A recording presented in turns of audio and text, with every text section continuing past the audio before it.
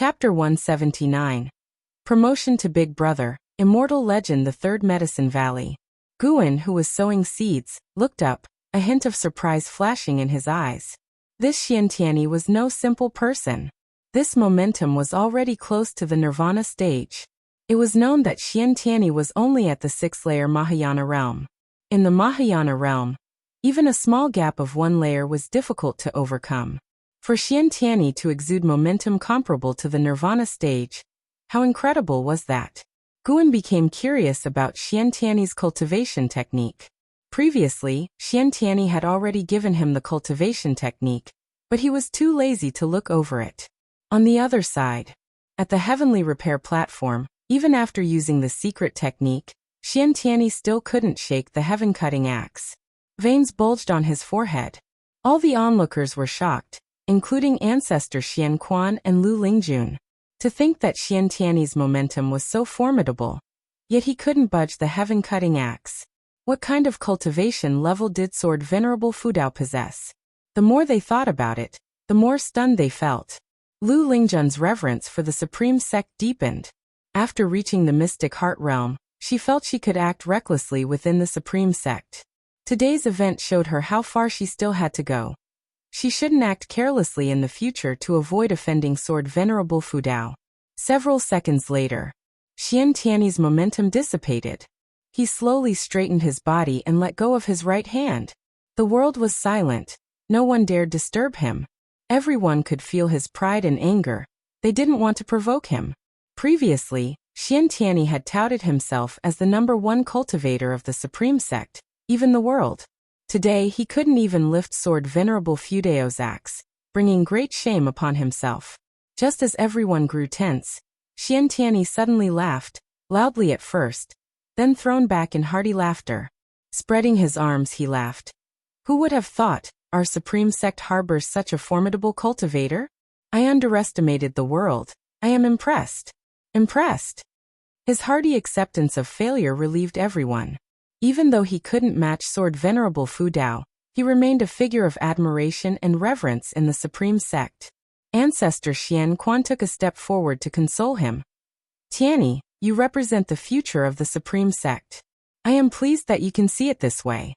Other elders also stepped forward to offer consolation. Xiantiani turned around, his robes fluttering as he laughed. Don't worry. If it's against our own, how could I mind? However, one day, I will challenge Sword Venerable Fudao. Before that, I will first eliminate the demonic calamity. Upon hearing this, cheers erupted. More people began to echo the sentiment, and everyone admired Xiantiani's ambition. He held his head high, embodying the demeanor of a prodigy. Time flew by quickly. Night fell. Inside the pavilion of the Third Medicine Valley. Bang. Damn it, that was so humiliating. Xiantiani slapped the table angrily. One hand couldn't help but cover his face. Facing him, Guin found it amusing and said, Isn't it good that someone is stronger than you? At least the pressure isn't all on you. Xiantiani covered his face. I know. I just regret acting so hastily. I should have tried when fewer people were around. No, I should have given up after a try. Instead, I used the secret technique and caused such a commotion. It's just too embarrassing. The more he spoke, the more frustrated he became. Guin secretly enjoyed it. He took out spiritual wine and poured a drink for Xiantiani. Then let's drown your sorrows with wine? Drink. I swear to reclaim my honor once I become an immortal. Xiantiani said in frustration. He looked at Guin. Don't tell anyone about this. I'm only confiding in you. Guin said. Don't worry, we are sworn brothers. Your honor is my honor. I will naturally cover for you. Sigh, I wonder who Sword Venerable Fudao is and where he is hiding. Honestly, I really want to meet him and get to know him. Xiantiani sighed. Guin teased. If you knew Sword Venerable Fudao, would you be sworn brothers with him? Why not? It would give you another backer. Xiantiani laughed too. Could you call Sword Venerable Fudao your big brother? Of course, how could I ask him to be my little brother? And he is surely much older than me. Alright, from now on, Sword Venerable Fudao is the eldest brother. You are the second brother, and I am the third. Ha ha ha, deal, I think it's a deal. Xiantiani laughed gleefully and began clinking bowls with Guan. Guan was equally pleased, finally promoted from little brother to big brother. Although Xiantiani was over 500 years older than him, serving as a little brother to someone of lower realm felt uncomfortable. Now it was better, he became the big brother. After venting his frustration, Xiantiani started to narrate how heavy the heaven-cutting axe was. You have no idea, your brother really gave it his all, but that axe was as heavy as if the heavenly Tao possessed it. The more exaggerated Xiantiani described, the more Guan enjoyed it. He wasn't bothered in the slightest, even hoping Xiantiani would continue. It wasn't until dawn the next day that Xiantiani finally left. He had to head to the front line for battle, and couldn't stay in the Supreme Sect for long. Guan walked downstairs stretching lazily. Sunlight bathed him, making him feel refreshed. The sense of accomplishment from slaying the demon master was far less satisfying than listening to Xiantiani praise himself. Guan felt he could keep listening if Xiantiani kept boasting for 3 days and 3 nights. Feeling joyful, Guan began strolling within the Medicine Valley, occasionally instructing the disciples on their tasks. They could all sense his good mood. An Exian approached him. "Master, I've been practicing swordsmanship recently. Can I spar with you for some pointers?" She wasn't looking for a fight. She sincerely sought guidance, knowing Guan was a golden list genius, though the lowest among them. Guan agreed without hesitation, leading her to an open area to spar. The sun continued rising, symbolizing hope ascending. Days passed one after another. After the death of the demon master, no demon dared infiltrate the Supreme Sect, while Dixie returned to the heavenly repair platform, indicating he had received the Supreme Sect's approval. Towards the end of the year, a piece of news shook the world. Sword Venerable Fudao was an immortal. This was revealed by Xiantiani himself. According to their investigation, the monster slain by Sword Venerable Fudao with one axe strike was the demon master of the demon land, an existence far surpassing the Mahayana realm. When this news spread, the world was stunned, then overjoyed.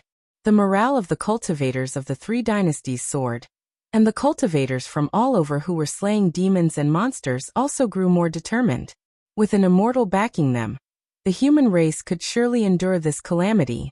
Staying in the Supreme Sect, Guan wasn't delighted by this news. Instead, he felt trouble looming.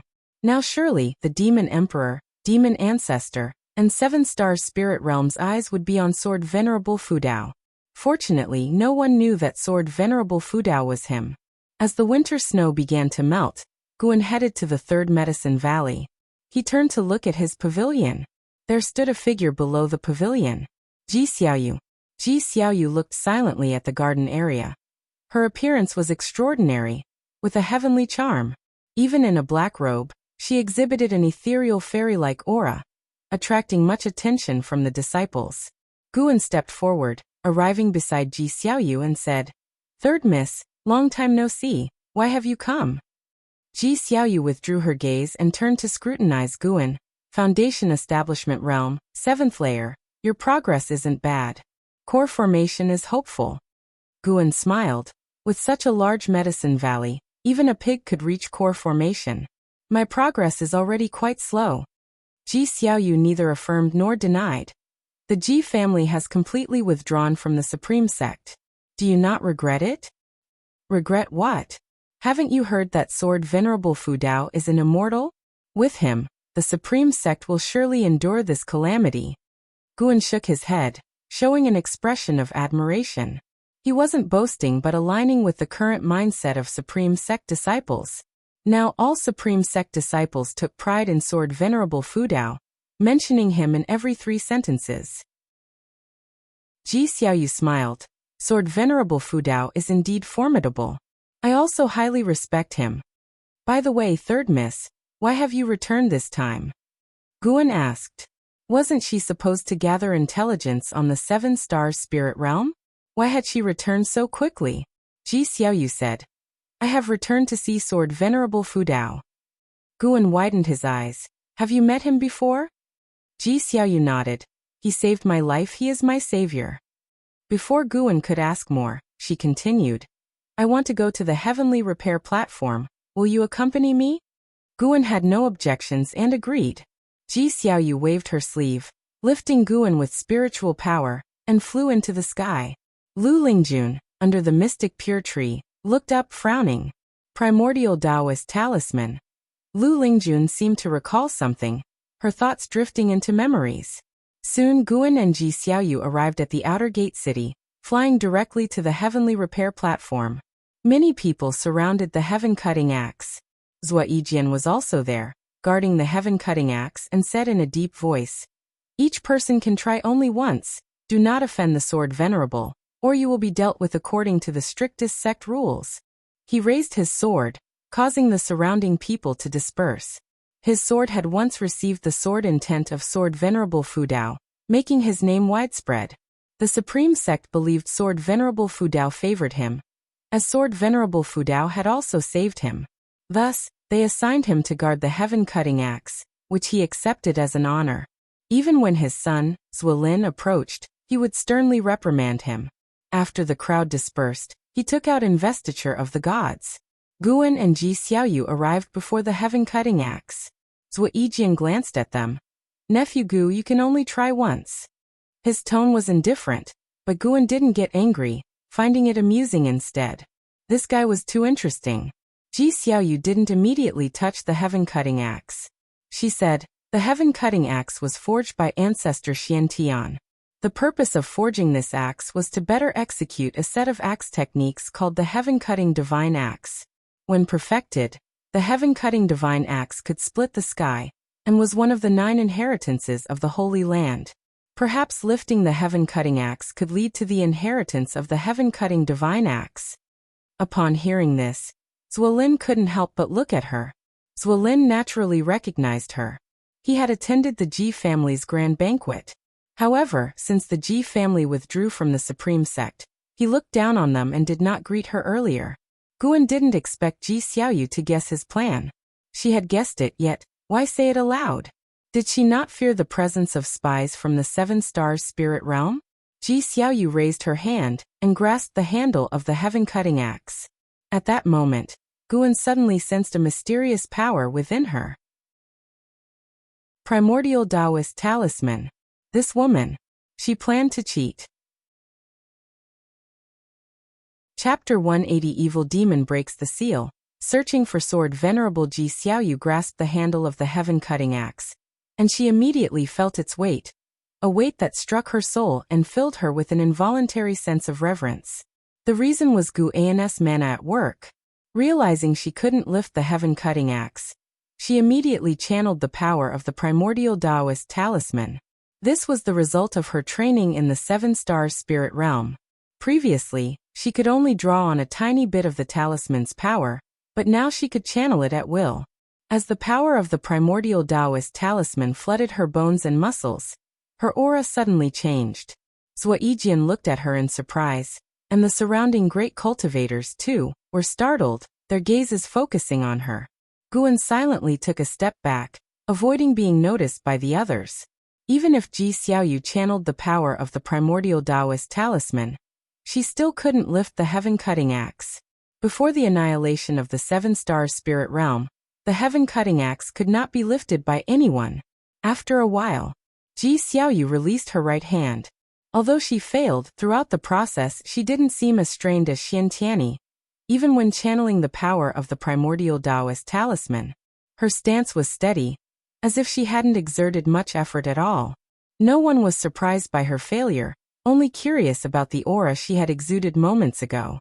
She turned and walked over to Guan, whispering, "As expected, I failed. Do you want to give it a try?" Guan shook his head and said, "If you can't do it, there's no need for me to embarrass myself with my cultivation level. Perhaps this inheritance tests not cultivation but a certain trait," Ji Xiaoyu speculated. Guan inwardly felt helpless. She had guessed correctly again. To avoid suspicion, Guan stepped forward to try anyway. He even gripped with both hands and lifted a few times, his face turning red. Zhou Yijian laughed and said, "Nephew Gu, don't be discouraged. As long as the heaven-cutting axe is here, you'll have another chance. Just keep cultivating diligently." Guan quickly raised his hand in salute to him before leaving. Zhou Yijian then picked up the investiture of the gods again, and continued to savor it. After leaving the heavenly repair platform, Ji Xiaoyu and Guan parted ways. Guan didn't return to the valley, but wandered around the city to relax. The world was still in chaos, yet the outer gate city seemed unaffected, remaining bustling due to the protection of Sword Venerable Fudao. An ancient hour later, Guan finally left the outer gate city, once again disguising himself as the green hero and acting chivalrously. Winter passed, spring passed, and another summer arrived. The death of the demon master didn't change the world's grand trend. The demonic calamity continued, with great demon kings ceaselessly emerging. Yet the demon emperor and the demon ancestor remained unseen. Guan's days became very busy. Besides picking flowers and herbs, he also had to descend the mountain to slay demons. Although busy, his lifespan increased rapidly. On this day, Guan had just cleared demons from a town, and came to a small river in the mountains, preparing to wash the demon blood off his blade. At that moment he suddenly sensed something and looked into the distance. At the edge of the North Sea Mountains, a group of cultivators were in fierce battle. Su Han, holding a bone sword, was fighting Wu Ju. The two exchanged blows in the sky above the forest, while in the distance, other 9 Nether 13 Evil were battling the great cultivators of the Zhou family. Su Han swung his sword rapidly. His murderous aura soared to the sky, and his brows knitted tightly. The opponent was just at the first layer of the nascent soul realm. Why was he so difficult to deal with? Now that Su Han already possessed cultivation in the divinity transformation realm, armed with the hateful heaven divine sword, and the defying fate divine skill, he confidently faced any divinity transformation realm cultivator without feeling pressured. But this time was different. He couldn't take down this low realm cultivator in a short time. Wu Ju's punches and kicks were like the wind. With each punch, it was like the midday sun, unstoppable. His strength energy was domineering. Even Su Han could not withstand it head-on. Unlike Su Han's surprise, Wu Ju was very excited, even letting out loud shouts. In the distance, Zhou Yu, watching the battle, looked satisfied. With a unification realm 9th layer cultivation, he alone held off 6 of the 9 Nether 13 Evil. The Zhou family specialized in physical cultivation, using their bodies as weapons. Zhou Yu wielded a knife single-handedly, his black robe billowing, each move grand and powerful, full of the spirit of splitting mountains and cutting rivers. Focus on the elixir, use qi to control the god, the body is the weapon, and the weapon is the momentum. Zhou Ye's voice suddenly echoed through the heavens and earth, like a rumbling thunder. Hearing this, Wu Ju immediately closed his eyes. His fists became slow, but brought an even stronger sense of oppression to Su Han. Su Han dodged the fist wind, landing before a tree. He swung his sword quickly, sending tens of thousands of black sword chi rushing madly, lifting countless fallen leaves, attempting to drown Wu Ju. Wu Ju, suspended in midair, raised his right leg. The gusty, rain-like leg wind suddenly arose, countless leg shadows clashing with his sword chi. Boom! The air waves expanded violently. Wu Ju was forced back. He flipped in the air and landed steadily on a cliff. Su Han raised his sword to defend without retreating, but his eyes widened involuntarily, and he couldn't help but ask, "Residual wind leg, who taught you?" Wu Ju opened his eyes, looked at him and said, "Not residual wind leg, this is Gale Shadowless leg taught by my brother." "Who is your brother?" Thinking that Su Han was from the Supreme Sect, Wu Ju said, "My brother Guan, do you know him?" Su Han's face changed slightly upon hearing this, and he involuntarily lowered his sword. Seeing this, Wu Ju realized that the other might have a connection with Guan, and he said in a deep voice, "No matter what your relationship with Guan is, never target him again. Otherwise I won't spare you." Hearing Wu Ju's words, Su Han didn't get angry. The days in Mystic Valley and the Third Medicine Valley were the times he cherished the most. Even though Guan had once advised him to give up his cultivation, he didn't resent him, knowing the master meant well. But he couldn't let go of his hatred, and didn't trust the Supreme Sect. "Ghost Mother, let's go find other Golden List geniuses." Su Han shouted loudly, taking a deep look at Wu Ju, thinking this person possessed talent not inferior to An Hao. Such a genius being friends with Guan truly made Guan fortunate. "Let's go." The voice of the Ghost Mother of Ephemera sounded, and Zhou suddenly descended, disrupting their plans, making further fighting pointless. Hearing this, the 9 Nether 13 Evil immediately retreated. Zhou raised his hand, signaling the other Zhou family cultivators not to pursue. Wu Ju watched Su Han's departing figure and couldn't help but shout, "What's your relationship with Guan?" Su Han did not answer, and did not look back. Elsewhere, Guan retrieved his divine sense. He could sense that the ghost mother of ephemera was about to act against Su Han. Over the past 2 years, Su Han's cultivation level rose swiftly, but his aura grew increasingly unstable, potentially deviating at any moment. Now Su Han no longer only attacked those hunting him, but also hunted innocent Golden List geniuses, completely stepping into the demon path. Guan didn't dwell on it. After washing his sword, he continued his journey. The world was chaotic, some saving, some killing. He only wanted to extend his lifespan without violating his principles. In a dimly lit underground palace, firelight flickered, casting shadows on the stone walls. Huge stone pillars stood on either side of the great hall. A red-scaled little snake quickly slithered, arriving at the steps before it stopped. It raised its body, looking at the burly figure reclining atop the stone chair at the top of the steps. "Your Majesty, King Mingjiang has already breached the Tianwei dynasty. It won't be long before the great Jiang dynasty falls too." The red-scaled little snake spoke human words, its voice soft and charming like a woman's.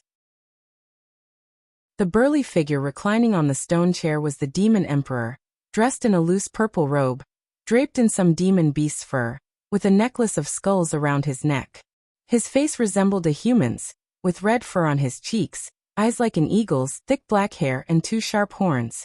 He reclined on the chair like a small mountain, his form exuding a sense of terrifying power. The Demon Emperor gazed down at the red-scaled little snake and slowly asked, "Has the demon ancestor emerged from seclusion?" The red-scaled little snake replied, "Not yet. His demands have been increasing lately, even devouring the demons waiting on him." The Demon Emperor squinted his eyes, deep in thought. The red-scaled little snake continued, "Your Majesty, I think we don't need the demon ancestor's power to flatten the 3 human dynasties. If you can kill Sword Venerable Fudao, Xian Tianyi, Taoist Lord, and Taoist of Immortality are no threats at all. The demon ancestor is too strange, I have a feeling." "What feeling?" "A feeling that the demon ancestor is also a calamity to us." With that, it flicked its tongue, closely watching the Demon Emperor. The Demon Emperor remained expressionless and said, "Whether it is a calamity, we'll know when the demon ancestor emerges." The red-scaled little snake thought of something and hurriedly asked, "Are you planning to let him fight the humans first?" The Demon Emperor did not answer but instead asked, "Have you found out who is helping those demon kings break through?" "No, those demon kings won't talk. Your Majesty, you know these guys each have their own agendas, but I discovered something else." "What is it?" "The evil demon that has been sealed for 50,000 years is about to break free." Upon hearing this, the Demon Emperor immediately sat up, leaning forward, squinting his eyes and asked, "Is that true?" The red-scaled little snake replied, "More and more demonic chi is surging from the ground. It's highly likely true, but we can't trace the evil demon's exact location." The Demon Emperor seemed to think of something and sneered, saying, "The demon ancestor revives, the evil demon breaks free, and many coincidences converge. This is no coincidence. It's a pity the demon master died too early. Otherwise, we could have tested him further. Speaking of which, he's also pathetic. Even after death, no one sought vengeance for him. It seems his so-called master only used him as a pawn." The red-scaled little snake remained silent, seemingly unwilling to comment on this topic. "You go to the Supreme Sect and find a way to send a message to Sword Venerable Fudao," the Demon Emperor commanded. The red-scaled little snake trembled upon hearing this, hastily saying, "Your Majesty, The Demon Emperor interrupted it and stood up, his terrifying demonic presence enveloping it. The red-scaled little snake had no choice but to lower itself, crawling on the ground in submission. At dusk, Guan arrived at the 3rd Medicine Valley through the teleportation array, his face slightly grim. Today's encounters and revelations once again refreshed his understanding of human nature, putting him in a foul mood. Since the outbreak of the demonic calamity, his disdain for certain people had gradually surpassed his disdain for demons. The war between humans and demons was a struggle for survival of a race, where morals and ethics didn't apply. But in times of crisis, inner strife among one's own kind was even more odious. Guan walked towards his loft, where someone was already waiting for him inside. Chapter 181 The Foundation of the Seven Stars Spirit Realm. Black Disgust Demon King Guan pushed the door open and saw Xinjun sitting in his chair reading a book. He noticed that Xinjun's cultivation level had improved significantly, so he threw a lifespan detection at her. Xinjun, Core Formation Realm. 9th layer 130/760/2560 Huh? How did her maximum lifespan increase? Guan remembered her maximum lifespan was just over 1,000 years, but now it had doubled. Could she really gain enlightenment from the painting? Guan closed the door, then walked to the desk and asked, "Why are you here?" Xinjun put down her book, smiled, and said, "What? I can't come? It looks like you're having such a good time with your Taoist friend that you don't want me to show up." Guan shot her a glance and said, "I don't have a Taoist friend. Isn't the great cultivator in your valley trying to take you as her Taoist friend? She's highly cultivated and extremely beautiful. No normal man could refuse her." Xinjun looked him up and down with a slightly teasing tone. Guan raised his eyebrow and said, "I'm not a normal man. If she wants to be my Taoist friend, she needs to become an immortal first." Xinjun laughed, saying, "If she becomes an immortal, do you think she'll still look at you? By that time, would you even still be here? You can't spend your days fantasizing about an immortal descending to favor you, can you?" Guan sat down and laughed. "I'm a writer like you. Writers love to fantasize, don't they?" "Makes sense. I fantasize about Sword Venerable Fudao appearing before me and taking me as his Taoist friend." Xinjun nodded, then looked at Guan to see his reaction. Guan seriously responded, "What if it happens? I think there's hope." Xinjun pursed her lips before continuing, "Recently, I've gained many insights from a painting and captured the aura of a supreme treasure. So I'm planning to go treasure hunting. Will you join me?" "Treasure hunting?" Guan quickly shook his head and said, "The world is in chaos now. Going out is like seeking death. I won't go." Xinjun furrowed her brows and said, "That painting came from the imperial palace of the Great Yu dynasty, a gift from the former emperor to my father. It is said to be over 6,000 years old. I can sense that the treasure within it is extraordinary and not just one. Such an opportunity is seldom seen. I'm only sharing it with you." Guan replied, "Thanks for your kindness, Miss Shun, but it'll pass. With my cultivation level, I'd only be a burden to you." Xinjun's expression darkened. Just when Guan thought she was about to get angry, her tone shifted and she asked, "How is your relationship with Lu Lingjun? Do you think she is trustworthy? You want to invite her for the treasure hunt?" "Yes, I can sense that the place is beyond my ability to handle alone. She should be trustworthy, but I can't guarantee it completely. You should know people's hearts are inscrutable. Can you introduce me to her? With you as the middleman, if she still intends to harm me, she wouldn't be able to face you afterward." Seeing Xinjun smile, Guan realized this was her true intention. Guan thought about it and agreed. Later, he took Xinjun to find Lu Lingjun. Lu Lingjun occasionally went out, but most of the time she stayed under the mystic pure tree, seeking enlightenment. After learning about Guan and Xinjun's request, she was indifferent until Xinjun took out the painting, at which point she was moved. Guan sensed a hint of Mahayana realm aura from the painting, indicating there truly was a supreme treasure at that place. Soon the two women set off.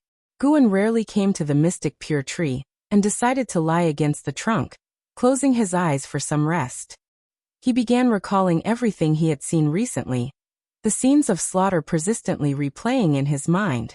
Until evening, Guan left the third medicine valley. The moonlight was cool, and a ghostly wind blew through the mountains and forests. Ji Xiaoyu sat meditating under the tree, resting with her eyes closed. She heard footsteps nearby and couldn't help but open her eyes to see. It was none other than Guan, transformed into Sword Venerable Fudao. Ji Xiaoyu stood up and greeted him with a raised hand. Senior, I have obtained some information about the 7 Stars Spirit Realm. Go ahead, Guan said coldly.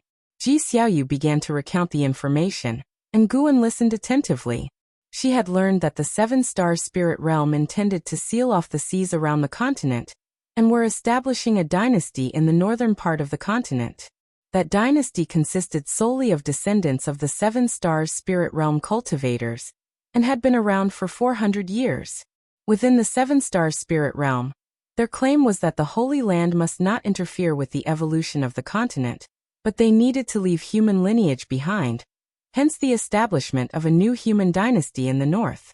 This was how it had always been. The current lands of the 3 dynasties were also formed by descendants of 7 Stars Spirit Realm cultivators from long ago. The 7 Stars Spirit Realm was divided into 7 Grotto Heaven sects, the strongest being 1 Star Cave. The Ji family could only interact with 7 Stars Cave. Ji Xiaoyu found out that the strongest cultivator was the cave master of 7 Stars Cave, said to be an immortal, and within the 7 Stars Cave, there were as many as 20 Mahayana realm cultivators, and these were just the elders on the surface. Guan was also surprised by the strength of the 7 Stars Spirit Realm. The weakest 7 Stars Cave had 20 Mahayana realm cultivators and 1 immortal. How terrifying must the whole 7 Stars Spirit Realm be? The reason I came to find you now is that I've noticed the 7 Stars Cave is wary of me. While I was cultivating, I could clearly sense a divine sense watching me, so I took the chance to escape.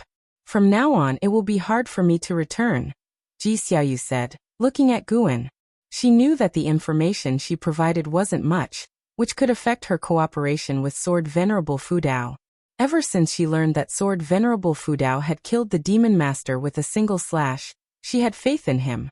If anyone in this world could challenge the 7 Stars Spirit Realm, it would only be Sword Venerable Fudao. Guan said, if you can't go back, stay in the Supreme Sect. When the demon calamity is over, we need the combined strength of the 3 dynasties to fight against the 7 Stars Spirit Realm. Ji Xiaoyu nodded. I have been to the minor heaven and earth of the 7 Stars Cave. They have nearly 2 million disciples, their cultivation levels generally higher than those in the immortal cultivation world. The 7 Stars Spirit Realm has become a world of its own, indeed needing the combined strength of the 3 dynasties. When you contact the Ji family, try not to alert the enemy. The fight against the 7 Stars Spirit Realm cannot be rushed, Guan reminded her. Ji Xiaoyu nodded. Then Guan disappeared into thin air. Ji Xiaoyu turned and walked deeper into the forest. Approaching the end of summer, urgent news from the Northern Territory arrived. The immortal cultivation world ultimately failed to resist the onslaught of the demon calamity. The human race alliance was forced to retreat, and the Tianwei dynasty was similarly affected. The human race had to resort to scattered warfare. Though the Taizong dynasty was not impacted by the surge of demons, there were more and more demons within the dynasty, seemingly endless. The number of demons Guan killed each month kept increasing, and his lifespan had already surpassed 4 million years. Although it was still far from 100 million years, Guan was not fixated on the next lifespan ability. The threat from the 7 Stars Spirit Realm was too great. As soon as a wandering immortal appeared on the continent, he would break through immediately. Even if his lifespan accumulated to over 90 million years, he would still break through. Lifespans are just numbers. Surviving is the most important. One day, Guan returned to the Mystic Valley, changed into his usual robe, and walked downstairs. He didn't head to the 3rd Medicine Valley. Instead, he looked into the distance. He sensed a demon energy approaching the Supreme Sect, about 5,000 miles away in a forest, seemingly waiting for something. Tens of thousands of miles further, another stronger demon energy was approaching. It seemed there would be some excitement tonight. As dusk approached, Dicia left the city and headed towards the demon energy. An ancient hour later, under the cover of night, Dicia arrived in the forest and looked at the red-scaled little snake on the branch, frowning as he asked, "Why are you here? Where is the Black Crow demon envoy?" The red-scaled little snake replied, "After he came to find you, he disappeared. He was likely killed by sword Venerable Fudao. Upon hearing this, Dixie's expression changed slightly. He finally understood why he was still alive. Sword Venerable Fudao must have heard what he said, and thus spared him. How terrifying was Sword Venerable Fudao. They had concealed their demon energy and stayed outside the Supreme Sect. Yet Sword Venerable Fudao still noticed? Since that's the case, why do you dare show up? Dixie sneered. The red-scaled little snake said, His Majesty sent me. He wants me to deliver a message to Sword Venerable Fudao about the demon calamity, but I don't know where Sword Venerable Fudao is. So you called me out? Don't tell me you think I've met Sword Venerable Fudao? Dixie scoffed. The red-scaled little snake flicked its tongue and said, Dixie, there's no need to hold such animosity towards your father. Most of the time he is helpless. Do you think it was your father's idea to resurrect the demon ancestor? Wasn't it? Could the demon master have forced my father? Exactly, he could. The red-scaled little snake's answer made Dixie frown. It continued. The demon master's cultivation level is indeed lower than His Majesty's, but there are more powerful beings behind him that His Majesty does not dare provoke. Moreover, His Majesty has lost control over the demon calamity. If you leave the Supreme Sect and see for yourself, you will understand that the demons invading the human race have all turned into demons, with violent temperaments, including the great demon kings. Dixie fell into silence. The red-scaled little snake went on. The demon master said that the demon ancestor is only a soul shell without self-awareness, but this is not true. His Majesty cannot control the demon ancestor, nor can he control the world's demons. His Majesty worries that the demon calamity targets not just the human race, but also the demon clan. Dixie took a deep breath and asked, So he wants to talk with Sword Venerable Fudao to deal with the demon calamity together? Correct, the red-scaled little snake answered. It was about to speak when it suddenly turned its head towards the depths of the forest on the western side, asking, Who's there? Dixie also turned to look, seeing a figure slowly walking out of the darkness. When the two demons saw the true form of the newcomer, their faces changed drastically. The red-scaled little snake even trembled all over. Black Disgust Demon King you? The red-scaled little snake said tremulously, filled with fear. Dixie was equally tense. A man in red emerged from the darkness, his hair disheveled and his feet bare. He looked like a human with no demon traits, except for his pale complexion and the sinister air between his brows. The Black Disgust Demon King revealed a sinister smile and mockingly said, The demon calamity has been ongoing for so long, and the demon emperor has yet to make a move. I was curious about the reason, so I followed you to the Supreme Sect. I didn't expect that His Majesty intends to yield to humans. I will not allow it. Tonight, His words were abruptly cut off by a hand suddenly resting on his shoulder. Chapter 182. Too frightening. The Black Disgust Demon King felt his right shoulder being pressed.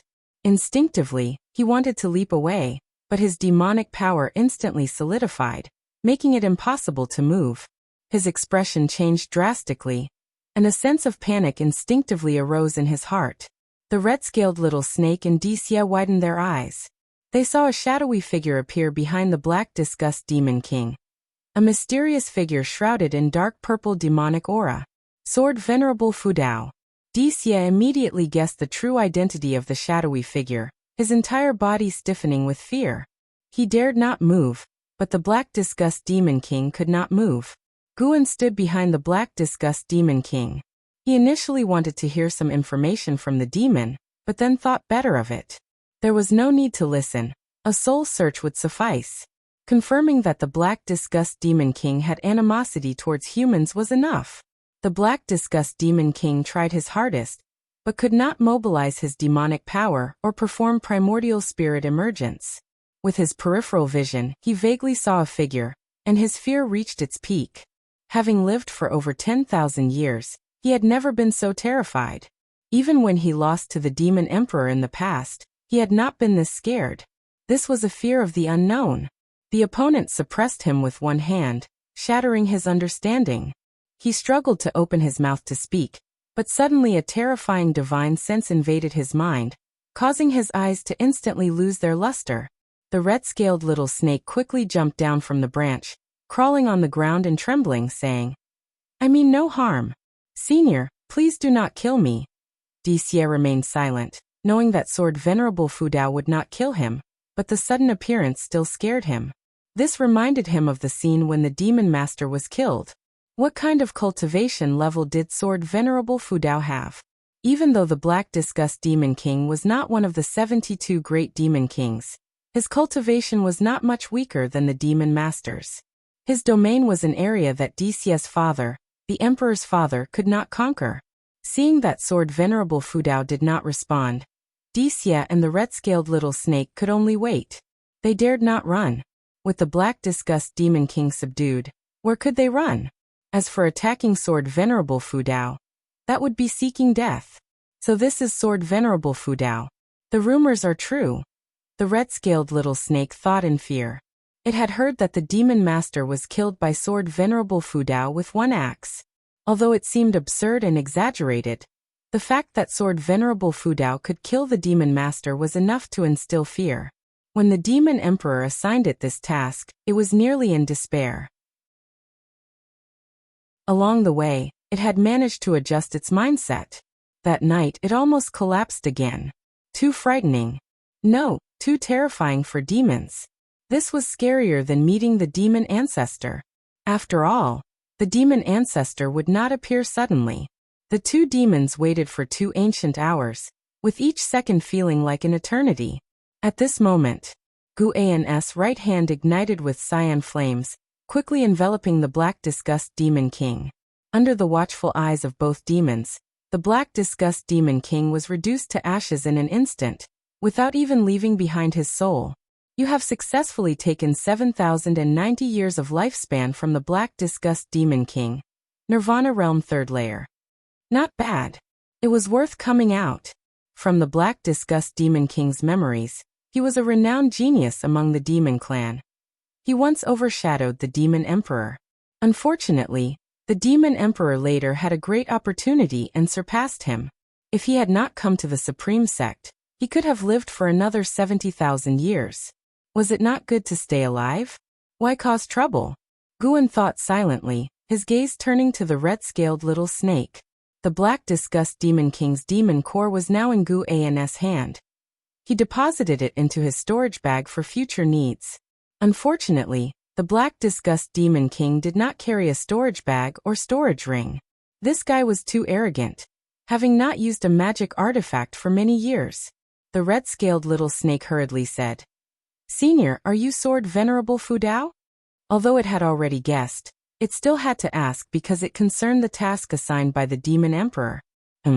Guan responded with a sound. The red-scaled little snake breathed a sigh of relief and continued, "His Majesty the Demon Emperor asked me to come, hoping to join forces with you to resist the entity behind the Demon Master and the Demon Ancestor. After the Great Demon Calamity ends, the Demon Clan wishes to coexist peacefully with the human race. After all, this continent is vast, and there is no need for one race to be exterminated." "Who is behind the Demon Master?" Guan asked. From the Black Disgust Demon King's memories, there was no mention of the Demon Master's benefactor or interaction with cultivators from the 7-star spirit realm. However, he was a confidant of the Demon Master, a chess piece cultivated by the Demon Master, deliberately kept out of the 72 great demon kings to counter the expanding power of the Demon Emperor. The red-scaled little snake replied. His Majesty said that entity calls itself the Heavenly Destiny Ancestor. Whether human or demon is unclear. Its cultivation level is tremendously powerful, capable of easily sealing His Majesty's demonic power. The Heavenly Destiny Ancestor is likely a legendary loose immortal, 2 grand realms higher than the Mahayana realm. Loose immortal. It was the first time Dixie had heard of this realm. He stood on the side, very restrained. Guan asked, "Specifics on how to cooperate?" He needed to see sincerity. The red-scaled little snake said, "His Majesty is in the demon land, inconvenient for initiating war. But he will send demons to support the human race. These demons are secretly cultivated by him. And at the time, They can fight as demon companions of the Supreme Sect, led by Disya himself. His Majesty can externally declare Disya a traitor. How many demons, what realms? 3 Mahayana, 10 Mystic Heart, and 1,000 demon troops, with the lowest cultivation level at Void Crossing. This statement left Disya astonished, looking at the red-scaled little snake. He did not realize how many great demons his father secretly cultivated. It seemed his father had long planned. Disya's face showed a smile. It was the first time he acknowledged his father. Guan also felt the demon emperor's sincerity. This force indeed could assist the human race. Seeing that sword, Venerable Fu Dao remained silent, the red-scaled little snake added, "Since ancient times, demons exterminated humans. Humans exterminated demons, over and over. Only the Holy Lands endured. His Majesty finds it odd and wishes to change this situation. To use a line from your Supreme Immortal Venerable's book, how can wrongs be righted if both seek revenge endlessly?" Guan turned and left a sentence. "Let him take you to meet the elders of the Supreme Sect." He walked into the darkness, as if he had never appeared. "Thank you, Sword Venerable, for your kindness. In the future, when the continent is peaceful, the demon clan will remember your grace." The red-scaled little snake shouted excitedly, feeling thrilled. Disya bowed to Guan, his courtesy proper. For a long time, the red-scaled little snake sighed in relief, saying, "Sword Venerable is really scary. That was the Black Disgust Demon King. And he died so easily, without even a chance to resist." Disya's eyes showed determination, saying, "Just as you said. How can wrongs be righted if both seek revenge endlessly? In the end, the heavens are watching. Perhaps Sword Venerable Fu Dao is the savior who will change the continent's suffering." The red-scaled little snake nodded in agreement. The autumn scenery covered the mountains and rivers. Guan wandered in the Third Medicine Valley, inspecting each garden area, with an Exian accompanying him. A month had passed since the night when the Black Disgust Demon King was killed. The Supreme Sect remained calm, but Guan noticed that on the edge of the Supreme Sect, a large number of disciples were building teleportation arrays, with Disya among them. It was evident that the Supreme Sect was willing to cooperate with the Demon Clan. At this critical moment, the human race was constantly retreating, and the situation grew increasingly dire. The Supreme Sect planned to take a risk, counting on Sword Venerable Fu Dao. After a while, Guan stopped, giving an Exian a few instructions, and then left alone. Watching Guan's back, an Exian blinked. She felt that her master's presence had become even more outstanding, giving her an indescribable feeling. It was this presence that made her increasingly cling to Guan. Seeing him appear, she wanted to be close. Even if they did not speak, she did not feel bored. Guan used sword control to fly swiftly to the transmission array platform, and headed to Mystic Valley. After arriving in Mystic Valley, he left quietly, not going to Tianya Valley, but to another territory of the Taitsong dynasty. In a forest, trees were toppled, blood and flesh everywhere, all demon corpses, a ghastly sight. Zhang Buku, covered in blood, leaned against a mountain wall, panting heavily, his long hair matted with blood-forming strands. His chest was covered with gruesome wounds, his eyes full of exhaustion. He had fought another fierce battle. Since the great demon calamity erupted, he often encountered demons wanting to eat him. Even those evil spirits would attack him. Practically every 3 or 4 days, he had to fight. Constantly wounded, constantly healing, narrowly escaping death, he was too tired. Many times he wanted to give up, but whenever he thought of Martial Uncle Gus' encouragement, he found strength, gritting his teeth to persevere. I wonder if Martial Uncle Gu is doing well. Now that there are more powerful demons rampant in the world, I hope he does not encounter danger. Zhang Buku looked at his bloody hands, thinking silently. He had no family left in the world, not even friends. He could only think of Martial Uncle Gu to divert his attention and lessen his pain. He did not notice that above him, a figure was watching him. It was Guan. Guan had hidden his presence, making it impossible for Zhang Buku to detect him with his level of Dao. Seeing Zhang Buku's injuries, Guan could not help but feel compassionate. Since their last parting, Guan occasionally used his divine sense to observe Zhang Buku. According to Guan's observation, Zhang Buku was kinder than most people in the world. He never bullied anyone or any demon. When encountering the weak, he would step forward, but few people or demons would accept him. Even if saved by him, they would part ways after a few days. Zhang Buku had always been seeking companions to alleviate his loneliness. No matter how many times he was injured, he never harbored resentment. The most despondent time for him was when he met Guan previously and wanted to commit suicide. With such a temperament and such experiences, Guan ultimately could not bear it and decided to help him. He performed the divine power of heaven and earth 9 transformations, transforming into a sparrow, descending in front of Zhang Buku. He chirped a few times, catching Zhang Buku's attention. Zhang Buku looked at it, a strained smile appearing on his face, saying, "Little sparrow, are you concerned about me?" Guan hopped forward and then turned back, chirping again. Zhang Buku did not respond, so Guan hopped forward again and turned back once more. This time, Zhang Buku understood. He endured his pain and asked, "Do you want me to follow you?" The sparrow chirped again. Zhang Buku, seeing this, forced himself to stand up and limped after the sparrow. He left a long trail of blood, and as the sun shone on him, the blood began to glisten. Chapter 183. Master Zhang Buku followed the sparrow, passing through the forest. Although his injuries were severe, his physique was strong. He had suffered such injuries before and only needed a month to recover.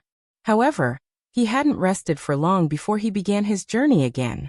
The exhaustion rushed over him like a tide, testing his willpower. After walking several miles, he could hardly hold on and wanted to lay down for a sleep. The sparrow's chirping kept urging him forward, and he had no choice but to continue. Gradually, Zhang Buku's eyelids grew heavier and his steps became more sluggish. Guan did not help him, only kept urging him on. It was unclear how much time had passed. Finally, unable to endure any longer, Zhang Buku collapsed on the hillside and lost consciousness completely. Sunset and moonrise. A night passed. Zhang Buku's eyelids fluttered. His consciousness gradually returned, and he slowly opened his eyes. The sunlight falling on him made him feel warm. At this moment, a few small birds were perched on his body. Sensing his movement, they all flew away. Zhang Buku opened his mouth, feeling his throat dry. He struggled to get up and looked around, but the sparrow that had led the way was nowhere in sight. His brow furrowed, and he prepared to go downhill to find a place to clean his wounds. He suddenly sensed a faint demonic energy he had never encountered before, inexplicably compelling him to approach. After hesitating for a moment, he took a step forward. He walked around the hillside to the other side, and pushed aside the weeds in front of a rock wall to reveal a rather small cave entrance. He began to dig through the soil. After resting for a night, his strength had recovered considerably. An hour later, he crawled into a tunnel. After crawling for a long time, he finally reached a spacious cave chamber. Upon landing, his gaze fell on a smooth round stone in front of him, upon which a bright red demon core, the size of a human head, was placed. Seeing the demon core, a greedy expression involuntarily appeared on Zhang Buku's face. Step by step, he walked forward with trembling hands. Meanwhile, hundreds of miles away, Guan observed the scene with his divine sense. That demon core was the demon core of the six-headed sea dragon. A demon core from the Mahayana realm, sufficient for Zhang Buku to defy fate and change his destiny. However, given Zhang Buku's current realm, whether he could withstand the power contained in the demon core was uncertain. If he couldn't hold on, Guan would intervene.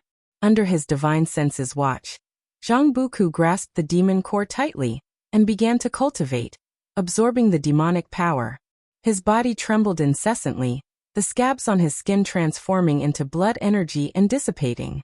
His face contorted, and his skin turned red at a visible speed. What is this pain? Zhang Buku gritted his teeth. Thinking of the hardships he had endured over the years, he was determined to seize this opportunity. He could feel the high realm of this demon core, possibly the strongest demon he had encountered so far. If he could obtain its demonic power, he would undoubtedly be reborn. His expression became more twisted, and his eyes filled with blood. Wisps of blood energy overflowed from his body, coalescing behind him into the terrifying form of a demon. The shape of the six-headed sea dragon, exuding immense pressure. By evening, Guan returned to Mystic Valley. Along the way, many servant disciples greeted him. Senior brother Li Ye has returned. Lu Jiujia said to Guan. Guan nodded at him, and then walked towards the pavilion. From the moment Li Ye started his journey back to the Supreme Sect, Guan had sensed his presence. Along the way, Li Ye encountered many events, including slaying demons and resolving grudges. It seemed they would have a long conversation. Upon going upstairs and entering the room, Guan saw Li Ye writing at the table. Li Ye was already at the 9th layer of the core formation realm, but his lifespan had not increased, still at 1,550 years. Compared to Li Xiandao, he was not only less talented, but also less fortunate. Fortunately, Li Ye was unaware of how powerful his father was and still carried himself with confidence. Guan closed the door and smiled, asking, "Senior brother Li, long time no see, what are you writing?" Li Ye looked up at him and said, "I'm writing a body cultivation method that can extend your lifespan for you." Guan was intrigued and walked over to see the cultivation technique Li Ye was writing. "How have you been these years?" Li Ye asked while writing. "Quite well, peaceful and at ease," Guan replied, and then asked in return. Li Ye began to recount his experiences cultivating at Three Pure Ones Mountain. After arriving at Three Pure Ones Mountain, he discovered many members of the Li family living there. With the help of his family elders, he lived well and learned many spells, especially his Taoist heart, which had become more solid than before. Now when he performed swordsmanship, it carried Taoist intent, which, according to the accomplished cultivators at Three Pure Ones Mountain, was very rare. Even a genius like Sage Xian Miao hadn't mastered it. Guan could sense the Taoist intent within him, a power similar to sword intent but more advanced. With Taoist intent, Li Ya's perception of spiritual energy in nature became keener, and he might even be able to capture the rules of heaven and earth. It seemed he had indeed gained a lot. After talking about Three Pure Ones Mountain, he spoke of the events he encountered on his return journey. Li Ye also encountered many cultivators who took the opportunity of the demon calamity to commit evil acts, including cultivators from reputable sects, which made him very angry. "Now I not only slay demons but also people. Although many tell me that in extraordinary times, these people are needed to resist demons, I don't listen," Li Ye said coldly. He then looked at Guan and asked, "Junior brother, do you think I'm wrong?" Guan replied, "How could you be wrong? If these people were willing to resist demons, they wouldn't commit evil acts. By doing evil, they are a burden to the entire human race. I support you." Li Ya's face immediately broke into a smile, knowing his junior brother understood him. He continued to speak about his journey, and Guan listened attentively. Over the decades, Guan had made many friends, disciples, and even had romantic interests, but Li Ye still held a high position in his heart. They had both entered the Supreme Sect together, and before reaching the Foundation Establishment realm, Li Ye had taken care of him. This kindness he would naturally remember. Once Li Ye finished writing, he had also concluded his story. Li Ye put down his brush and looked at Guan, smiling. "Junior brother, I have come specifically to visit you. Tomorrow, I must descend the mountain again. The world is in chaos.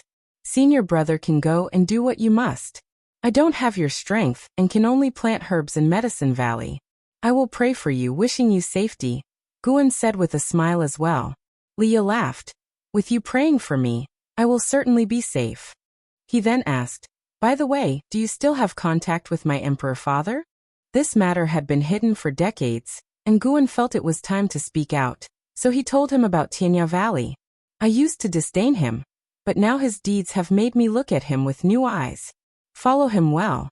If he dares to scheme against you, I will not spare him," Li Ye said with emotion. After the demon calamity, the three dynasties had ceased fighting, united against the demons. Li Xiandao even personally led troops to expedition against the Demon King, his fame growing larger, acknowledged more highly in the immortal cultivation world than even the emperors of Tianwei and Great Jiang. Oh yes, a wise man at 3 Pure Ones Mountain divined that our Li family has a person destined for great things. That should be me. I might become an immortal in the future. See, isn't your senior brother impressive? Leah said proudly. Only in front of Gu could he reveal his true feelings. Gu curiously asked, what are the characteristics of a person destined for great things? Is it top talent or unrivaled fortune? Leah raised an eyebrow. Whether in terms of talent or fortune, I am the strongest among the direct bloodline of the Li family. How do you see it? I should be the person destined for great things.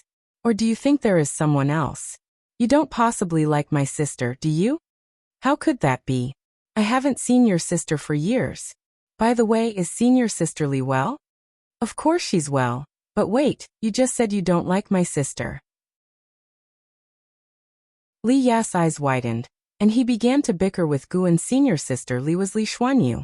Guan had once helped her manage her cave, and she had introduced him to other businesses. They had a good relationship, but in recent years, Li Xuanyu had been in seclusion in the inner sect, and the two had only met a few times, exchanging brief greetings before parting. Thus, it continued until the next morning when Leah finally departed.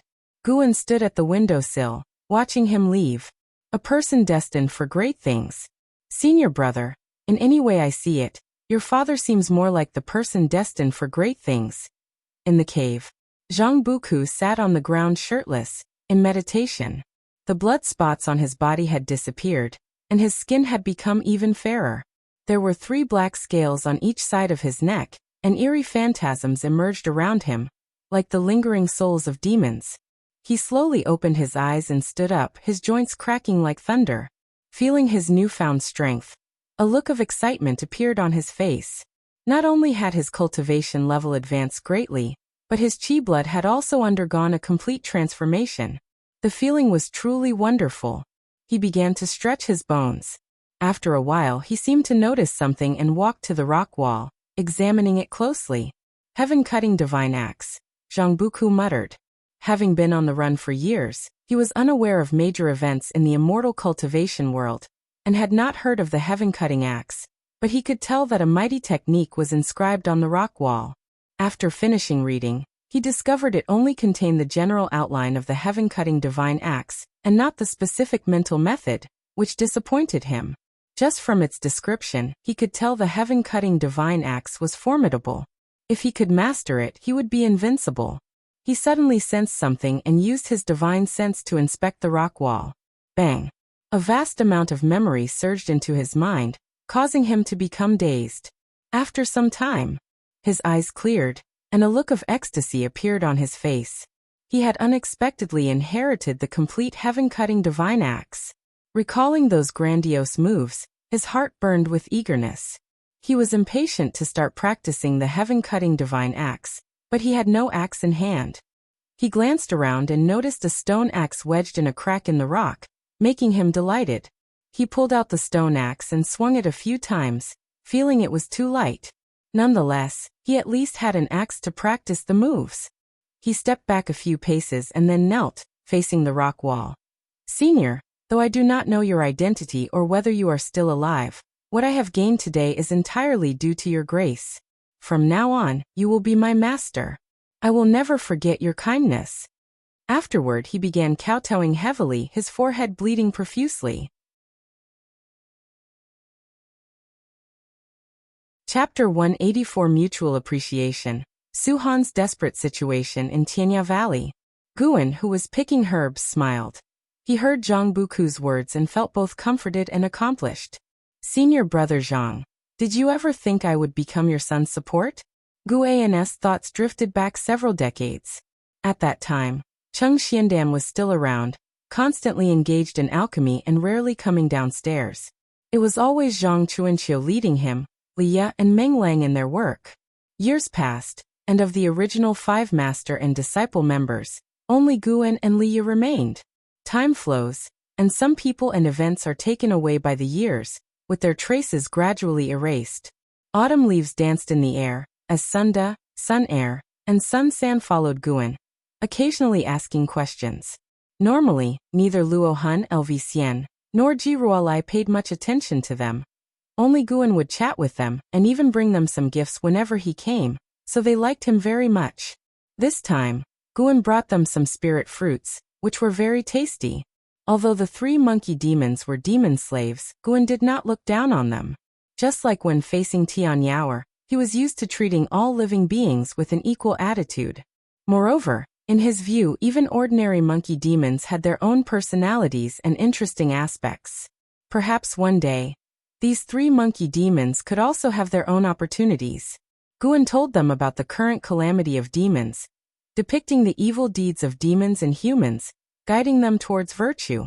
Hearing how dangerous the outside world was, the 3 monkey demons gave up the idea of leaving the valley, trusting that Guan would not frighten them with lies. What he said must be true. LV Xian suddenly came to Guan's side and asked, "Valley Master, do you think humans and demons can live in harmony?" Guan squatted down and replied, "Why not? Before the great demon calamity, there was constant strife within the human race. There will always be survival struggles among individuals, but on a collective level, it is definitely decided by a minority in power." LV Xian was immediately interested and asked, "Do you mean that the calamity between humans and demons is not destined by heaven?" The 3 monkey demons also looked at him. Guan asked, "If in a mountain forest there were no cultivators, no demons, only a group of ordinary living beings, would there be a calamity sweeping the entire forest?" "No, there would be conflicts, but they wouldn't shake the environment." LV Xian agreed and followed up. "You mean that as long as the leaders of both races negotiate peace, there can be tranquility? Even if there is peace, the struggle for survival among living beings will not cease, but it would not be as terrifying." However, these ideas are meaningless. We cannot change the world's trend, so it's useless to think too much. Better to cherish the days we have now. Guan stood up and said this. Then he looked at LV Xian and asked, "Do you have something to do?" LV Xian pretended to cough and said, "I've been having some difficulties with the mystic tortoise surging wave palm lately, and would like your guidance. My hand techniques were all taught by you. How can I guide you?" Guan replied, a glint of coldness flashing in his eyes as he looked at LV Xian. LV Xian quickly said, "It's precisely because I taught you that I want to hear your thoughts. One doesn't need to be superior to guide another. Different people have different insights, and you might offer unexpected ideas." This explanation was reasonable and considerate. Guan said, "Then wait a moment, let me finish my work first." "All right." LV Xian stepped aside immediately. After a while, Guan handed the medicinal herbs to the 3 monkey demons, and then took LV Xian to the attic. Without needing his instructions, LV Xian began setting up restrictions. Neither Luo Hun nor Jiruolai thought much of it. Even though they all served Li Xiandao, they still kept secrets from each other, especially regarding cultivation matters, which should not be easily pried into. An hour later, LV Xian finally opened the door and left, and Guan was also about to leave. Staring at Guan's retreating figure flying by sword, LV Xian felt filled with admiration. This person was truly incredible. Despite having a cultivation level in the divinity transformation realm and extraordinary comprehension, he concealed his abilities to appear as an ordinary valley master. He had investigated Guan's background and found no deep-seated enemies. He even had the Ji family as his support. This indicated that Guan had unimaginable patience and goals. LV Xian's admiration for Guan grew, wishing to become someone like him. What's a moment of glory? Becoming immortal is the true goal. LV Xian also thought of Li Xiandao. He was the only one who knew Li Zuando's true cultivation level. No wonder Li Xiandao admired Guan so much.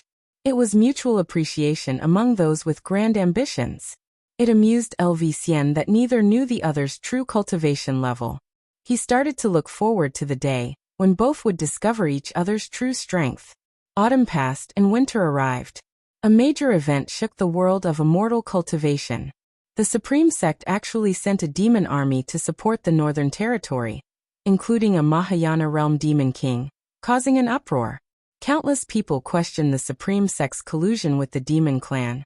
But with this demon army sweeping through a battlefield, the doubts disappeared, replaced by excitement. Successive reports of victory boosted the morale within the supreme sect. Yet, even so, the world crisis remained unresolved. The demon land's demons seemed endless, impossible to kill completely. Besides picking herbs, Guin spent most of his time descending the mountain to slay demons. His lifespan had already surpassed 6 million years. This winter, more and more disciples were dispatched down the mountain, and the number of disciples in the outer and inner sects kept decreasing. Guin could sense a terrifying demonic energy brewing in the north. Loose immortal realm. It must be that demon ancestor. Deep within the demon land, there might be a great cultivator of the 7-star spirit realm. Therefore, Guin did not act immediately. Once the demon ancestor ventured south, as long as he dared to step into human territory, Guin would strike at once. The 7-star spirit realm, claiming to be a holy land, would not directly attack the human race. One night, Guin habitually used his divine sense to scan the world, and was attracted to a certain forest. In that forest, Su-Han was hiding in the grass. He had an artifact that could conceal his aura. The 9 Nether 13 Evil were patrolling within 100 miles but could not find him. Su-Han's aura was unstable, indicating severe injuries. Had he fallen out with the ghost mother of Ephemera? Guin had no intention of intervening. He quietly observed. After 7 days, Su-Han finally left the forest. During his travels in the mortal world, Guin would occasionally keep an eye on him. Su-Han was secretly investigating Zhenqin. What was he planning? Guin wouldn't allow Su-Han to harm Zhenqin. If Su-Han dared to harm Zhenqin, he would not stand by. Heavy snow fell, covering everything. In a mountain ravine, Yilan, Zhenqin, and several disciples from the law enforcement hall were resting, each cultivating energy to restore spiritual power. Zhenqin suddenly opened her eyes and scanned her surroundings. She hesitated for a moment, then stood up and walked to Yilan whispering, "Martial Ant, there is an issue with my cultivation. I need to undress, so I wish to be alone in the forest for a while." Yilan opened her eyes and looked at her, concerned. "Do you need my help?" "No, you know my cultivation technique is special." Zhenqin smiled. Seeing her smile without any signs of trouble, Yilan nodded in agreement. Zhenqin then left the camp. She continued walking through the forest, traveling several miles before stopping and looking ahead. Under a tree, a figure stood with its back to her. "Senior brother Su-Han, is that you?" Zhenqin asked cautiously. Su-Han turned around, his face devoid of color and hair turned white. His bone sword was gone. He forced a smile and said, "It's me, come here." Zhenqin hesitated but still approached Su-Han. When she was only 7 steps away from him, she sensed being trapped in some kind of restriction, causing her expression to change. "No need to panic, it's my artifact, which can block divine sense detection, keeping the ghost mother of Ephemera and the 9 Nether 13 Evil from finding me," Su-Han explained. Zhenqin breathed a sigh of relief, maintaining her distance, and asked, "Senior brother, can you really not turn back?" Su-Han's face twisted into a grim smile. "Turn back? There's no going back. My hands are already stained with blood. Even if I abandon my cultivation, my enemies won't let me go." Zhenqin saw his unstable condition and quickly asked, "Do you need healing medicine?" "No, I came to ask you for a favor." Su-Han shook his head. Zhenqin couldn't help but ask, "What is it?" At that moment, Su-Han suddenly moved closer, pressing his right hand on her forehead. Her eyes widened in horror as she realized she couldn't move. Su-Han's face turned immensely cold in that instant. "Senior, brother." Zhenqin managed to utter 2 words before a powerful spiritual force entered her body, rendering her speechless. In the distance, in a town, Guin was swinging his sword to slay demons, his brows furrowed, eyes complex. He turned and continued to kill demons, while other cultivators were fighting alongside him in the town. In the forest, Su-Han looked at Zhenqin's panicked expression and whispered, "Junior sister, don't be afraid. I won't harm you. Senior brother is at the end of his rope, destined to die, and wants to pass all my cultivation to you before I die, to help you change your fate." Hearing this, Zhenqin's pupils dilated. Memories of Outer Gate City flashed in her mind. Back then, the Outer Gate wanted to sacrifice disciples, and Su-han risked his life to cover her escape from the city. Because of this gratitude, she had always cared about Su-han's fate. Though Su-han was infamous, perhaps wronging many people, he had always been good to her. Everyone could condemn him, but not her. The ghost mother of ephemera taught me the defying fate divine skill, wanting me to enter the Nine Nether Road. Though I don't know her final intention, my fate would be grim. In a secret realm, I seized a Mahayana Dharma artifact and escaped them, but I'm heavily injured and won't live long. The hateful heaven divine sword ends with me. I sought revenge, but the true enemy is elusive. Yet I understand now that practicing the hateful heaven divine sword means endless enemies. Perhaps I've already taken my revenge. Junior sister, with our average talent, we are mere ants in the world of cultivation. Practicing the hateful heaven divine sword was my only chance to escape fate. Though I failed, my life was still worthwhile. Now inherit my cultivation. Chapter 185. Hateful Heaven Ancestor. Listening to Su-han's last words, Zhenqin's eyes were red. She wanted to stop Su-han, but she couldn't speak. Su-han continued to instruct. I am only passing my cultivation to you. After I die, burn my body to ashes, and remember to take my storage bag. Anything related to the ghost mother of ephemera has already been discarded. Blood began to flow from the corners of his mouth, followed by his eyes and nose. The blood streaks on his pale face were so brilliant, especially in the icy snow, making it even more horrifying. Seeing Su-han's eyes turn into a pair of blood-red eyes, Zhenqin's heart ached immensely, and tears kept flowing uncontrollably.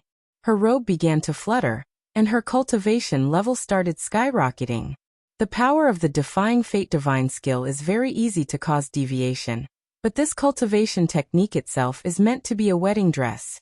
After passing it on to others, the power becomes pure, even able to cleanse their tendons and marrows, transforming them. Junior sister, thank you for still thinking about me. Su-han's voice grew weaker.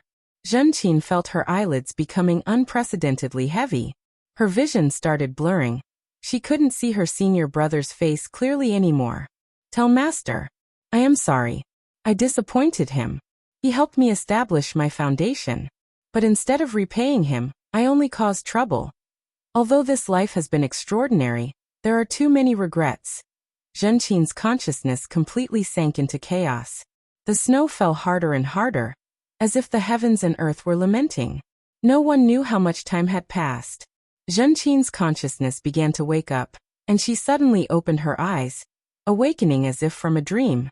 She found herself lying in the snow, with another person lying beside her, her senior brother Su-han. She immediately scrambled up to check on Su-han, but as soon as she turned him over, she was so frightened that she hastily retreated. Su-han was already dead.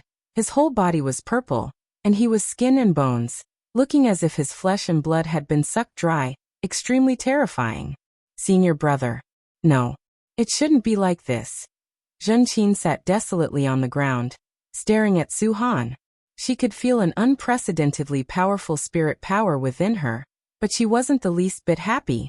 She suddenly threw herself onto Su-han's corpse, starting to wail loudly.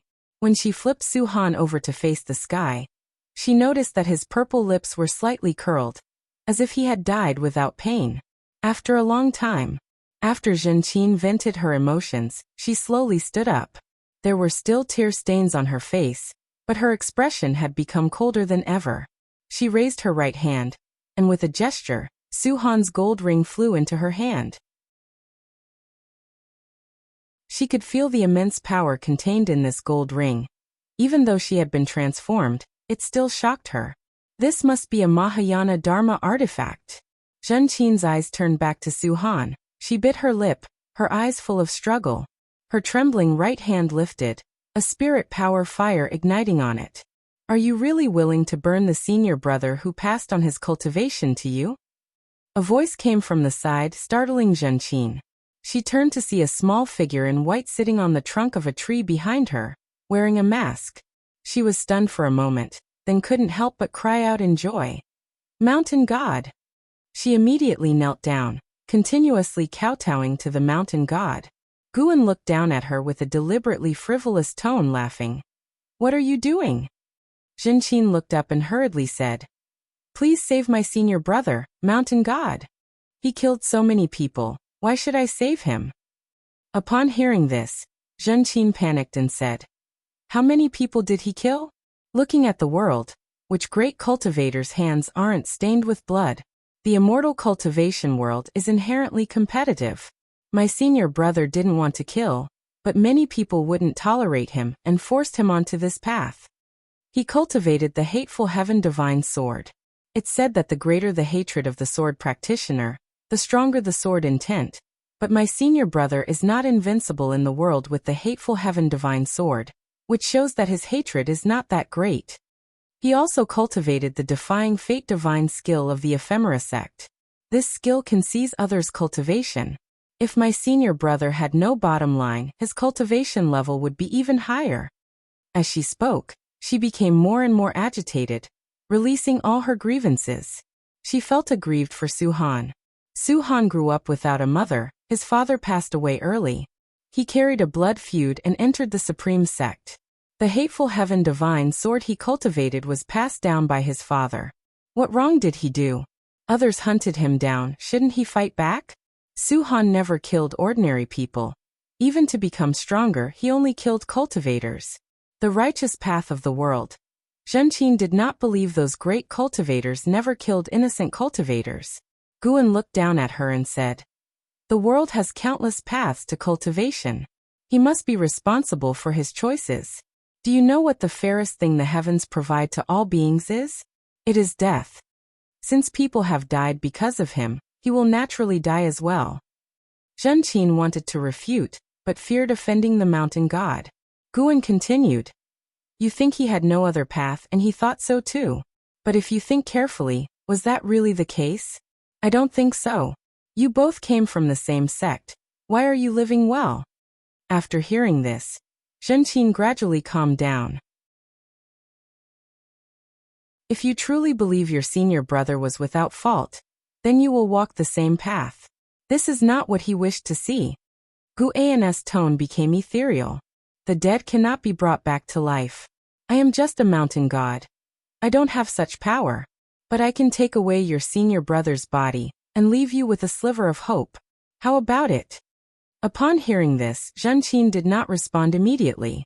She hesitated for a long time, then said through gritted teeth, "Then please, mountain god, take him away. One day, I will find you. I will seek the method of resurrection." Guan did not oppose her.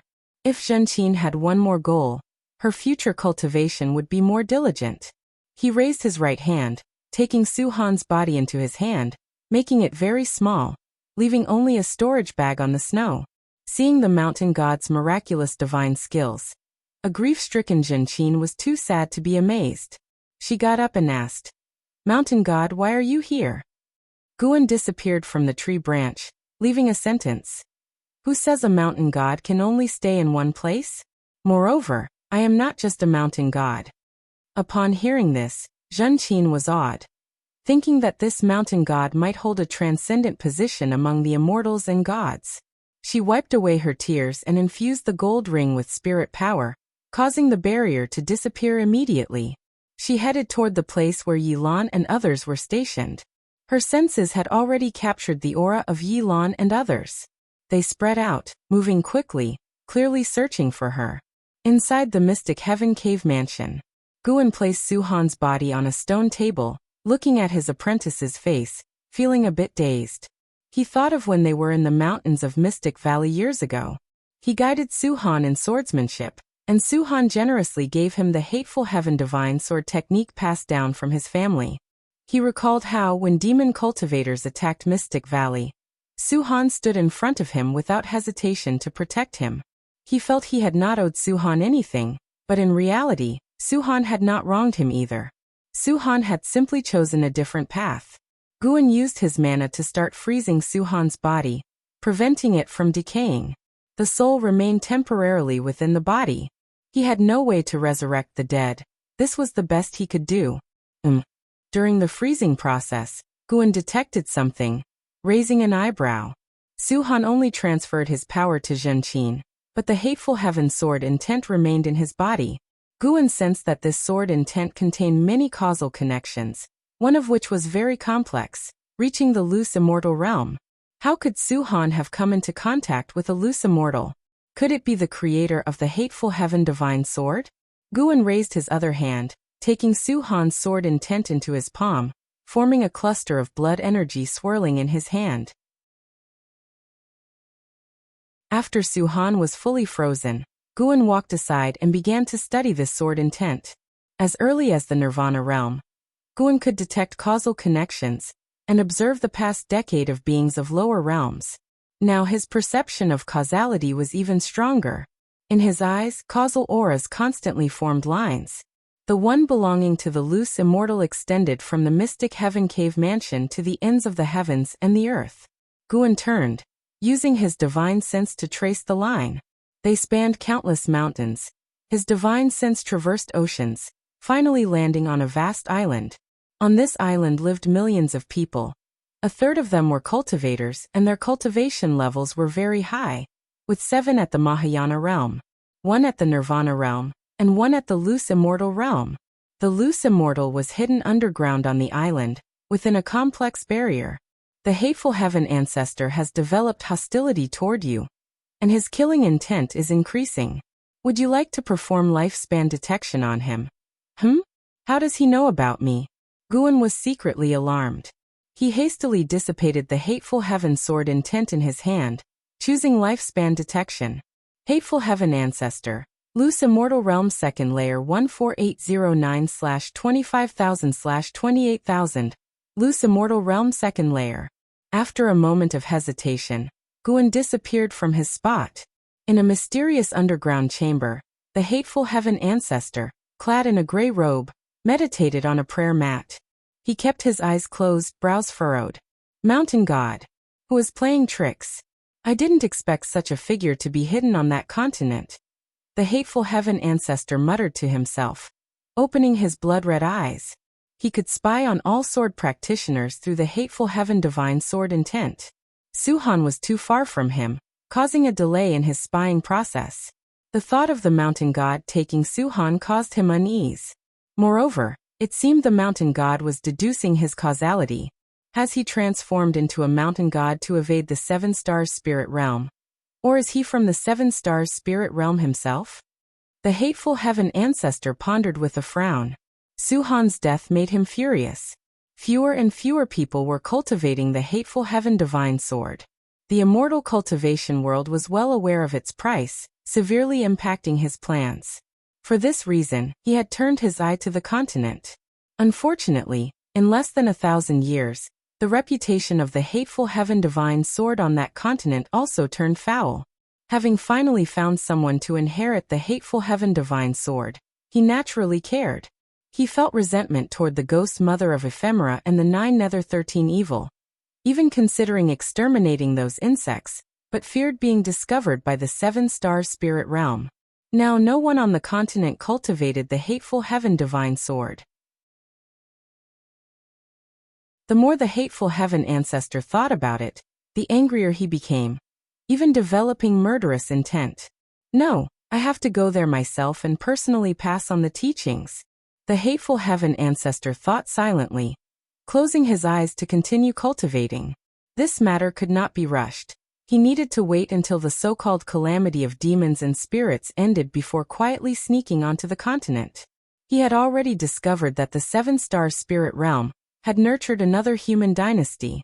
At that moment, a hand suddenly pressed on the hateful heaven ancestor's shoulder, making him open his eyes abruptly.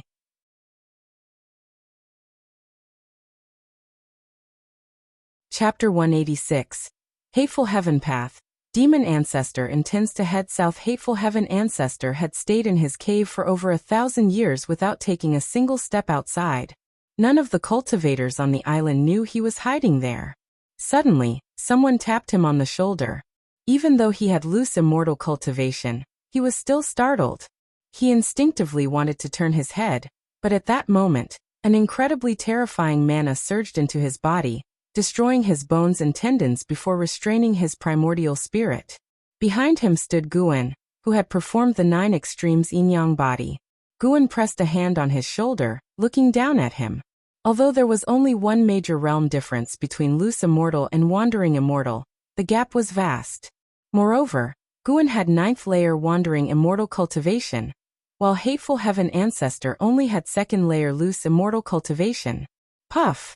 Hateful Heaven Ancestor spat a mouthful of blood, and his eyes immediately lost their spirit. Guan began to perform soul-capturing skill to search his memories. The memories of Hateful Heaven Ancestor were too vast, so Guan only searched for memories related to the Hateful Heaven Divine Sword. A long time passed. Guan withdrew his divine sense, and then began to use the 3 Pure One's true fire to finish off Hateful Heaven Ancestor. You have successfully taken 1,280 years of life from Hateful Heaven Ancestor, 2nd layer loose immortal realm. Watching Hateful Heaven Ancestor's body gradually turn to ashes, the heavy weight on Guan's mind slowly lifted. Being resented by a loose immortal put pressure on Guan. If he didn't eliminate the enemy immediately, he couldn't be at ease. He started examining the cave. It wasn't small. It was well furnished and even had a spirit pond with various kinds of aquatic plants. According to Hateful Heaven Ancestor's memories, he had no connection with this island. He had sneaked onto the island to hide, because he had enemies. His enemies were from a sea bass sect called Star Sea Congregations. This sect dominated the ocean and had countless disciples, though Guan wasn't sure of their exact strength. During the memory search, Guan was very careful, fearing he might see other wandering immortals or higher realm beings. Immortal Path realm cultivators' perception of karmic forces increased with their cultivation level, and he worried that other great cultivators might notice his soul search. As for the strongest cultivator on this island, they were only in the Nirvana realm, not a major concern. Soon, Hateful Heaven Ancestor was burned to ashes. Guan began to inventory his belongings. His storage bag was of high quality, containing dozens of restrictions. The internal space was over 10 miles in diameter, storing countless spirit stones, elixirs, magic artifacts, secret books, and rare treasures. Guan felt that with this storage bag alone he could establish his own sect. He wasn't in a hurry to leave. He sat on a stone bench and took out a secret book to read. This secret book was called Hateful Heaven Path. The Hateful Heaven Divine Sword was merely a branch of the Hateful Heaven Path.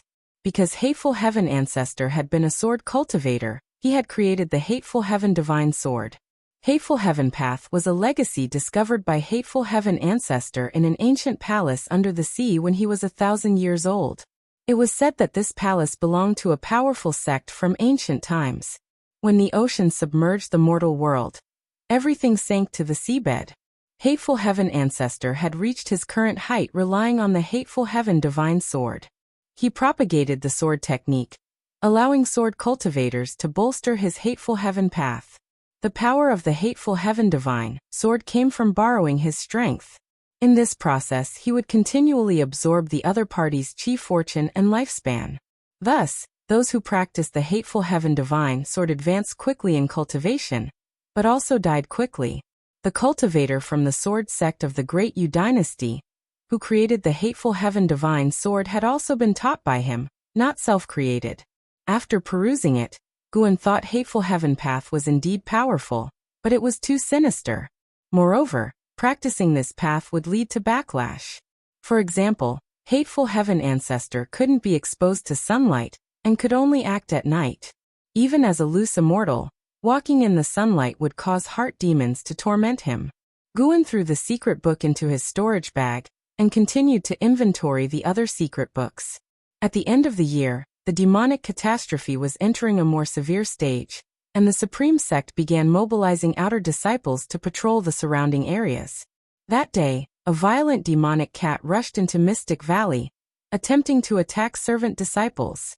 Fortunately, Chu Jingfeng arrived in time to slay it. When Guan returned from the Third Medicine Valley, and saw the demonic cat's corpse, he found it still harbored a concealed and sinister power of cause and effect. This power of cause and effect was quite similar to the Hateful Heaven Path, possibly explaining the demon clan's transformation into demons. The disciples gathered around him, talking all at once, worried that Mystic Valley would face an attack during the demonic catastrophe. Guan stood up and comforted them. Don't be afraid.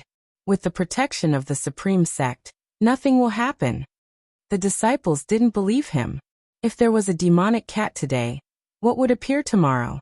Chu Jingfeng had no cultivation, relying solely on his swordsmanship to slay demons. If Guan wasn't present, even a second-layer demon beast could devour them all. Hearing the disciples' concerns, Guan thought they were reasonable and decided to go to the outer gate city to issue a bounty, inviting Foundation Establishment Realm disciples to protect the Medicine Valley, which made the disciples very happy. Watching them discuss excitedly, Guan thought of the scene when Cheng Xiandan invited Chu Jingfeng. He turned to the north. He could feel the demon ancestor's aura had stabilized and was no longer rising, indicating the demon ancestor had fully revived and could head south at any time. Besides the demon ancestor, he also felt another aura. This aura didn't seem to emanate from an individual, but from an entire land, vast and eerie. It should be the evil demon from Black Disgust Demon King's memory. The legend of the evil demon had been around for a long time. Black Disgust Demon King had only heard of it but never seen it. According to legend, obtaining the true blood of the evil demon allowed demons to revert to their ancestral forms. The six-headed sea dragon had once obtained a drop of true blood from the evil demon. Guan suspected the evil demon was also raised by the Seven Stars Spirit Realm. He stood there for a while, then headed toward the pavilion. At the same time, in the distant north, demon energy filled the heavens and earth. Thunderclouds covered the sky, and lightning flickered, resembling the rolling of a sea dragon. The land was uneven, and trees were sparse. Bones, more numerous than trees, stretched as far as the eye could see, resembling a hellish landscape. The further north one went, the more bones there were, with even mountain-sized skeletons appearing, likely the remains of ancient species. As the bones grew denser, an enormous altar emerged. It stood on a desolate plain, over 20 miles in diameter, made of some kind of blue stone and covered with numerous ancient runes. Bone piles surrounded the altar, forming a white ring around it from above. 8 black lines, resembling chains, intertwined at the altar's center, where a figure sat. It was the demon ancestor. The demon ancestor wasn't as colossal as the six-headed sea dragon, appearing more like a human cultivator. He wore tattered robes with long white hair hanging loosely, and his black fingernails were sharp as blades. On closer inspection, he had 2 additional eyes on his forehead, all 4 eyes pitch black with dark red pupils. He was playing with a stone sword.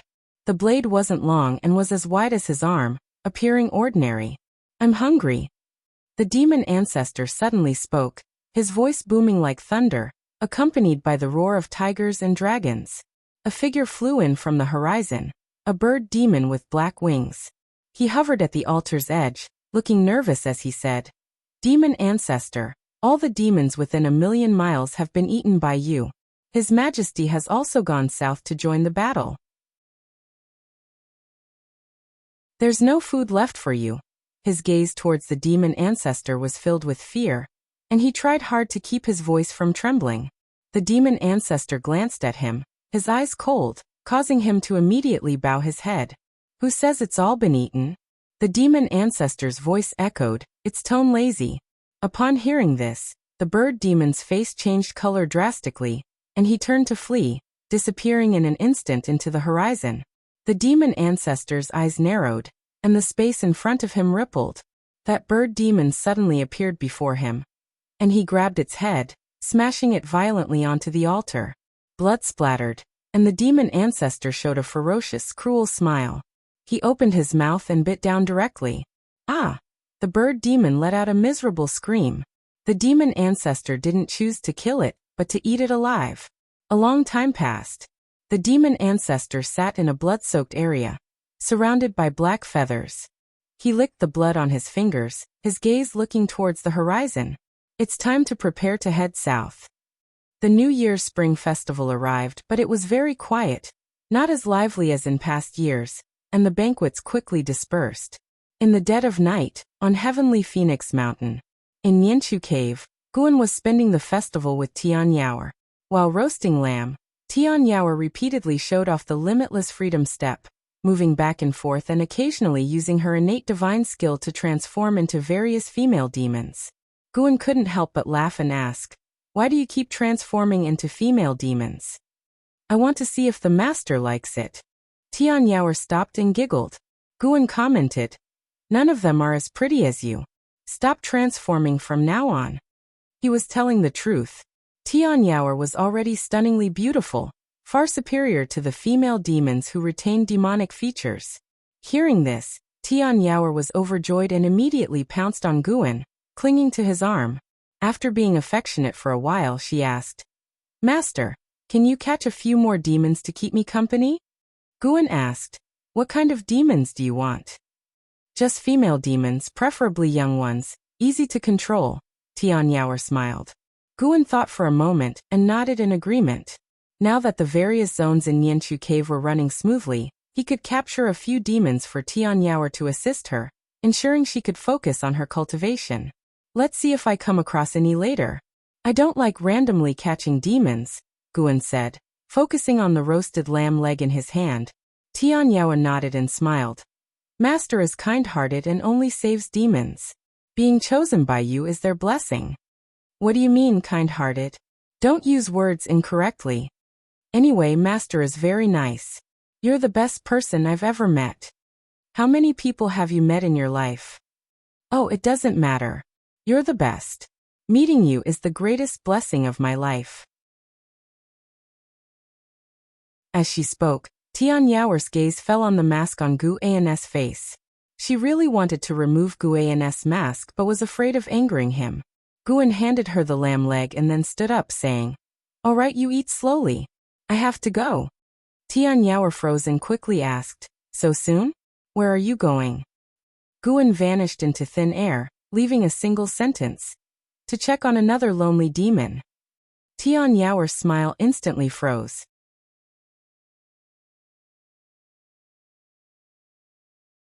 Chapter 187 Immortal Path's Powerful Enemy. The Supreme Sex Crisis Inside the Cave. Zhang Buku wielded the stone axe, continuously swinging it. His movements were fierce, his footwork mysterious, and his afterimages appeared in succession, making it seem as if several clones of him were left in the cave. Since he arrived at this cave and learned the heaven-cutting divine axe, he hadn't gone out again.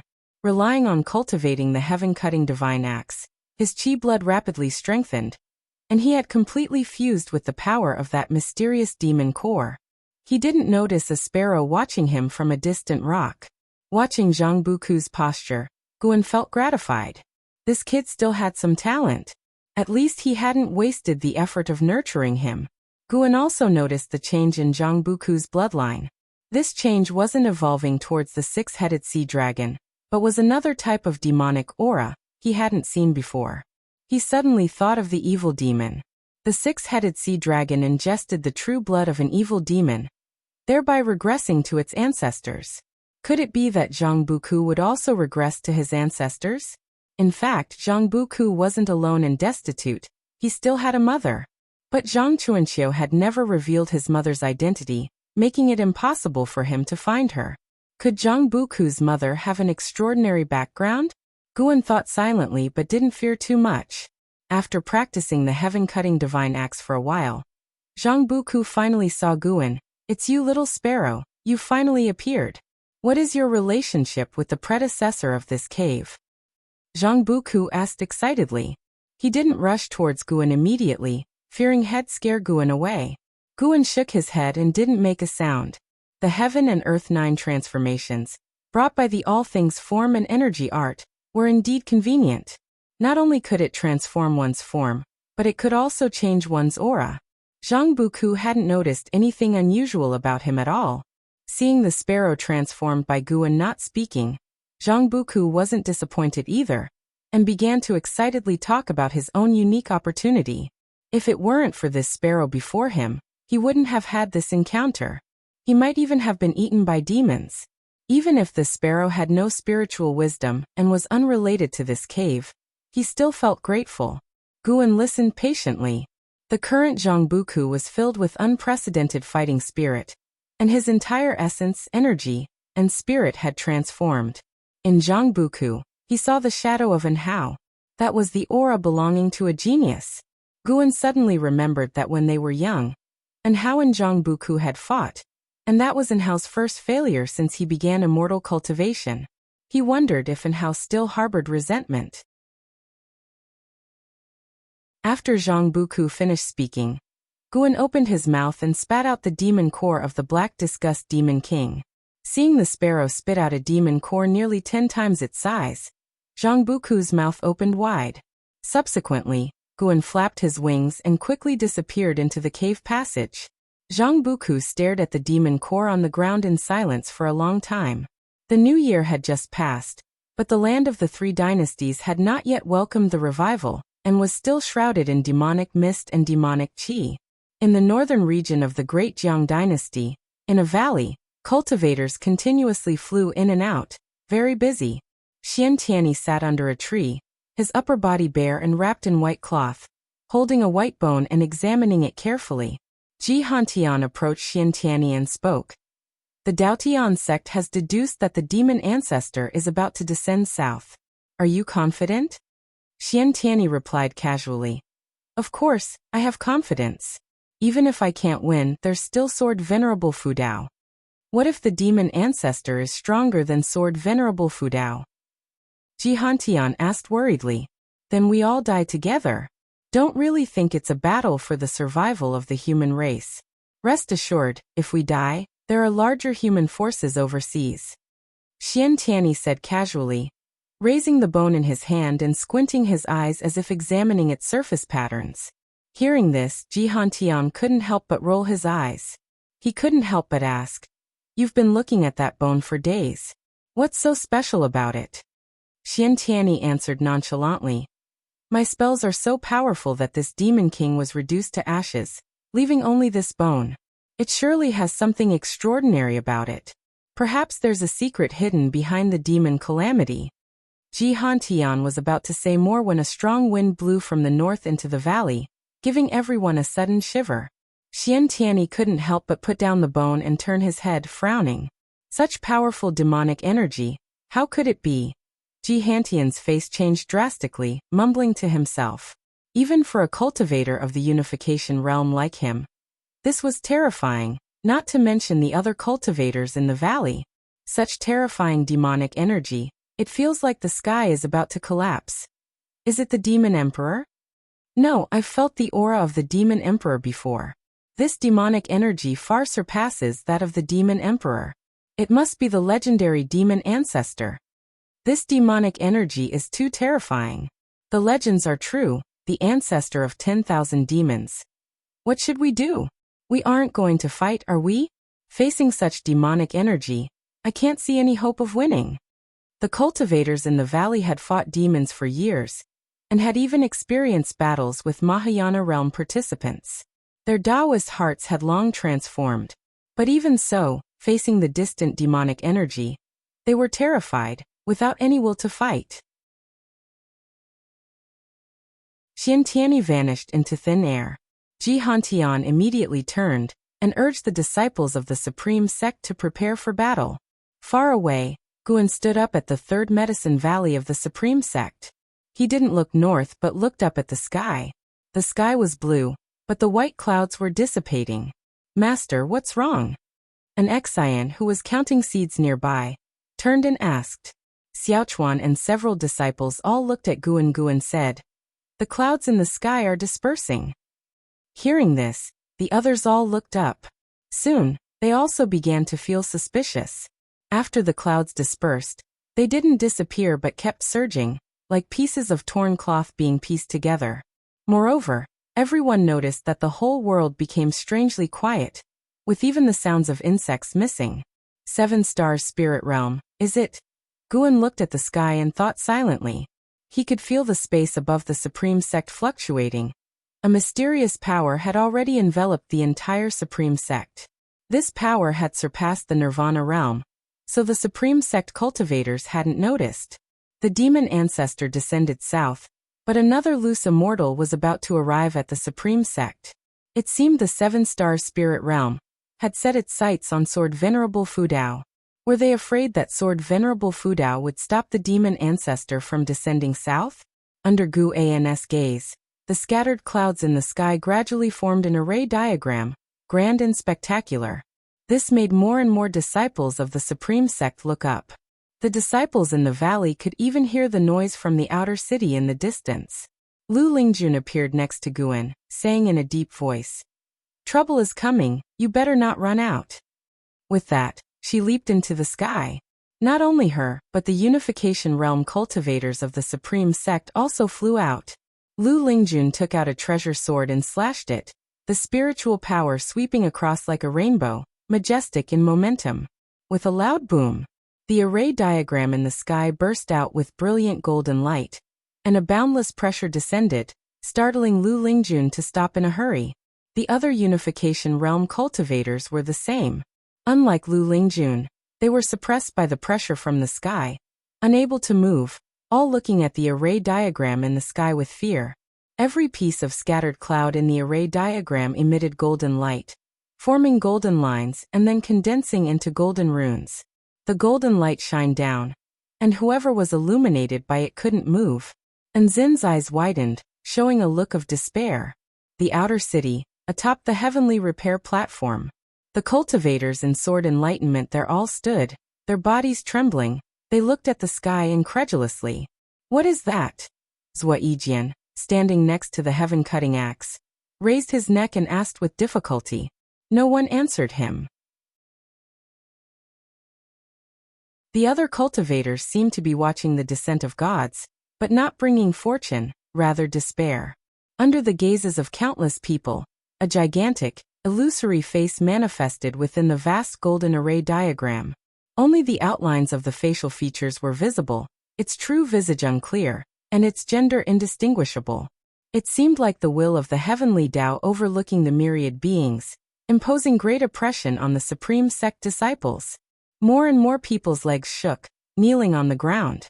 Subconsciously, it was as if an invisible hand pressed their heads, not allowing them to look directly at the mysterious giant face in the golden array diagram. In a mansion in the inner sect city, Ji Xiaoyu looked at the sky, her brows tightly furrowed. She didn't recognize this array diagram, but intuition told her the visitor was certainly related to the seven-star spirit realm. "May I ask which senior has arrived? Why oppress the supreme sect in this world of chaos wrought by demons?" A female voice rang out, and a woman in black appeared next to Lu Lingjun. She was the supreme elder, Fairy Suxin. Returning from overseas, she suffered severe injuries last year in the demon battlefield, and now back in the supreme sect to heal. Her cultivation level wasn't much higher than Lu Lingjun. Facing the golden array diagram together, they could only slightly reduce the pressure.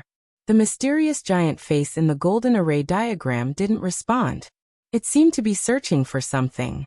Suddenly, the golden array diagram emitted golden light beams, shooting towards the outer gate city of the supreme sect, sweeping across the sky. Under the gazes of countless disciples, the golden light beams converged into a golden arm, like the hand of the heavens, exuding supreme pressure. That direction was exactly the heavenly repair platform. Standing beside the heaven-cutting axe, Zhua Yijian's face changed drastically. He was also suppressed, half-kneeling, unable to stand up. From his perspective, the golden hand in the sky shrouded the heavens and covered the sun, making everyone in the city feel despair. With a loud rumble, the heaven-cutting axe trembled. An immense sword-intent soared into the sky, causing the golden hand to stop. Existing within the realm of a mortal path, why hide among mortal sects? A cold voice echoed, reverberating through the supreme sect, making every cultivator hear it clearly. Realm of immortal path. They immediately thought of an entity. Sword Venerable Fudao. Only Sword Venerable Fudao could belong to the realm of immortal path. Guan and an Xian, like the others, were pressed to the ground. Unlike others who were kneeling, he was squatting with his hands supporting him, arms trembling, head down, making it hard to see his expression. "Since you want answer, watch this sect turn to dust." The cold voice spoke again, like a heavenly god issuing judgment upon all beings. The terrifying pressure over the supreme sect suddenly intensified, and the earth began to tremble. With his head down, Guan glanced at Xiaochuan, and Xian, and others' desperate expressions from the corner of his eye. Everyone's hearts were shrouded in fear, too preoccupied to look at those beside them. Guan sighed softly. Why do people always seek death?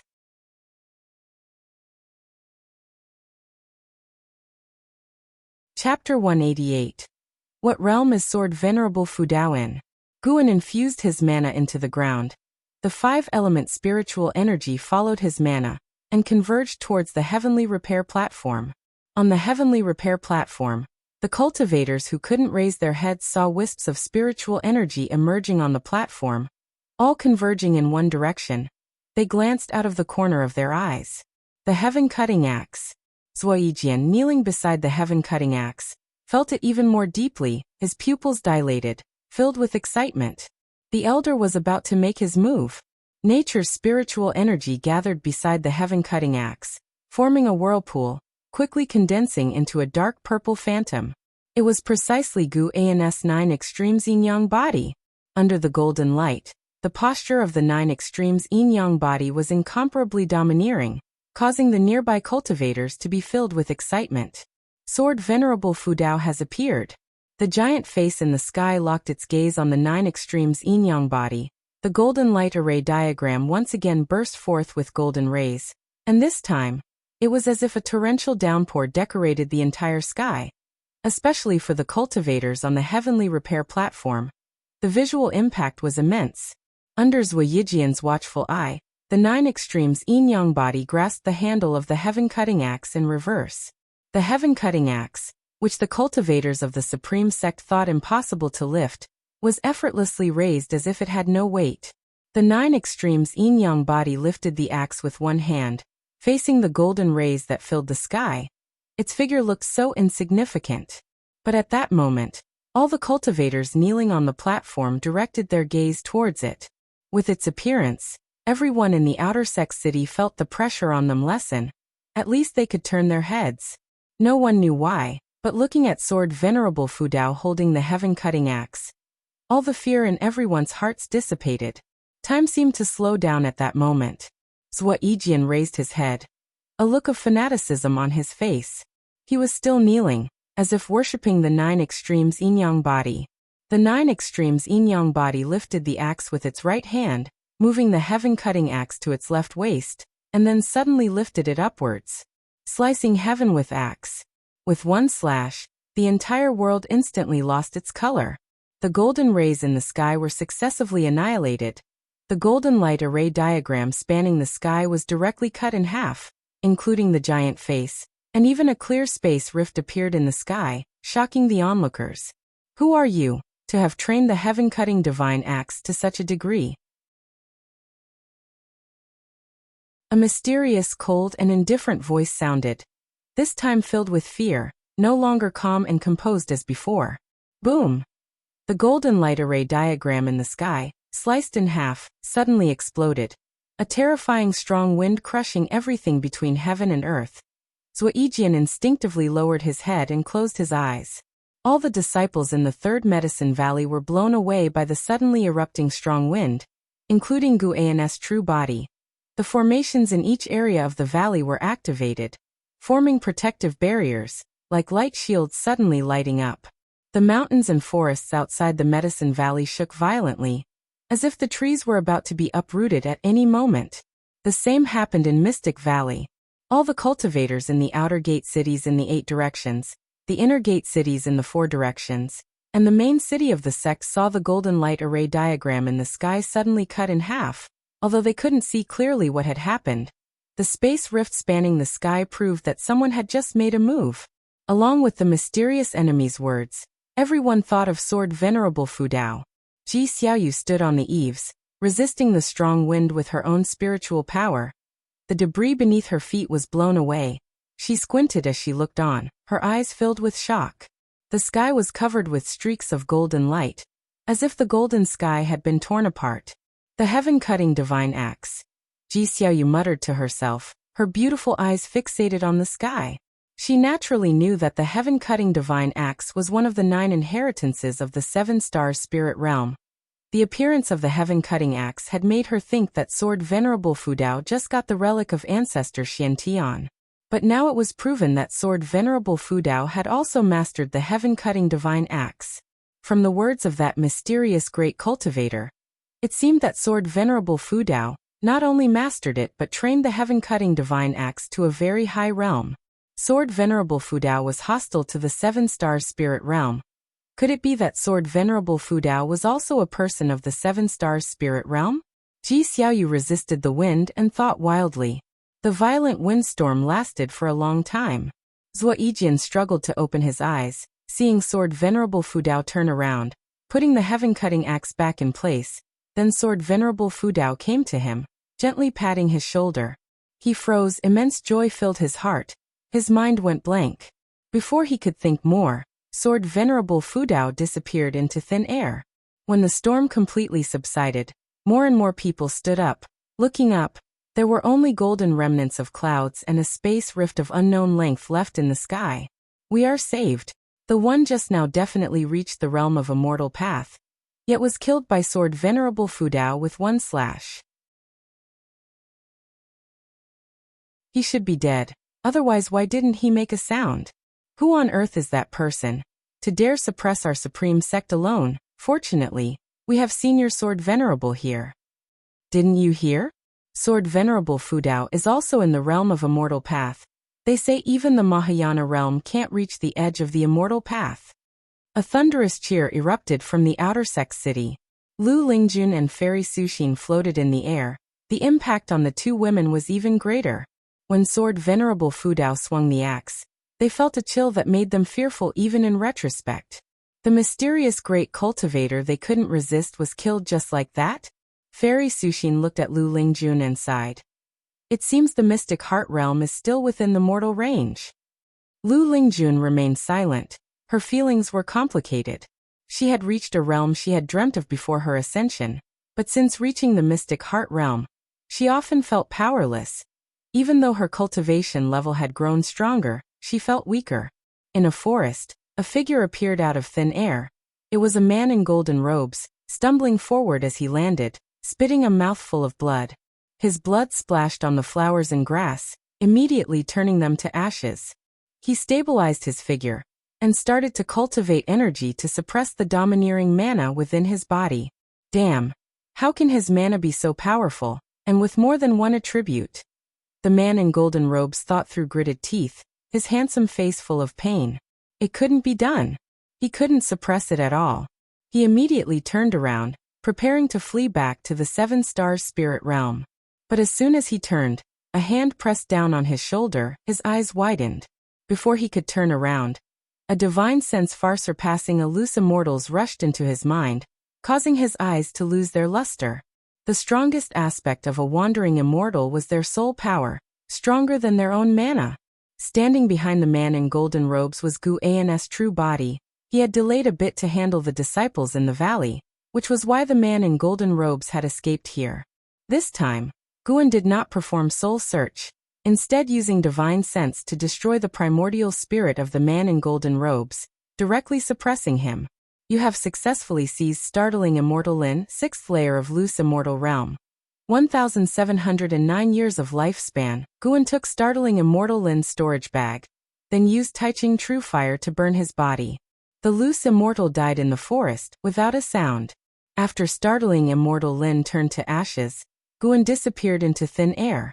About half an hour later, figures appeared in the forest, looking at the scorched grass burned by startling immortal Lin's immortal blood, all frowning.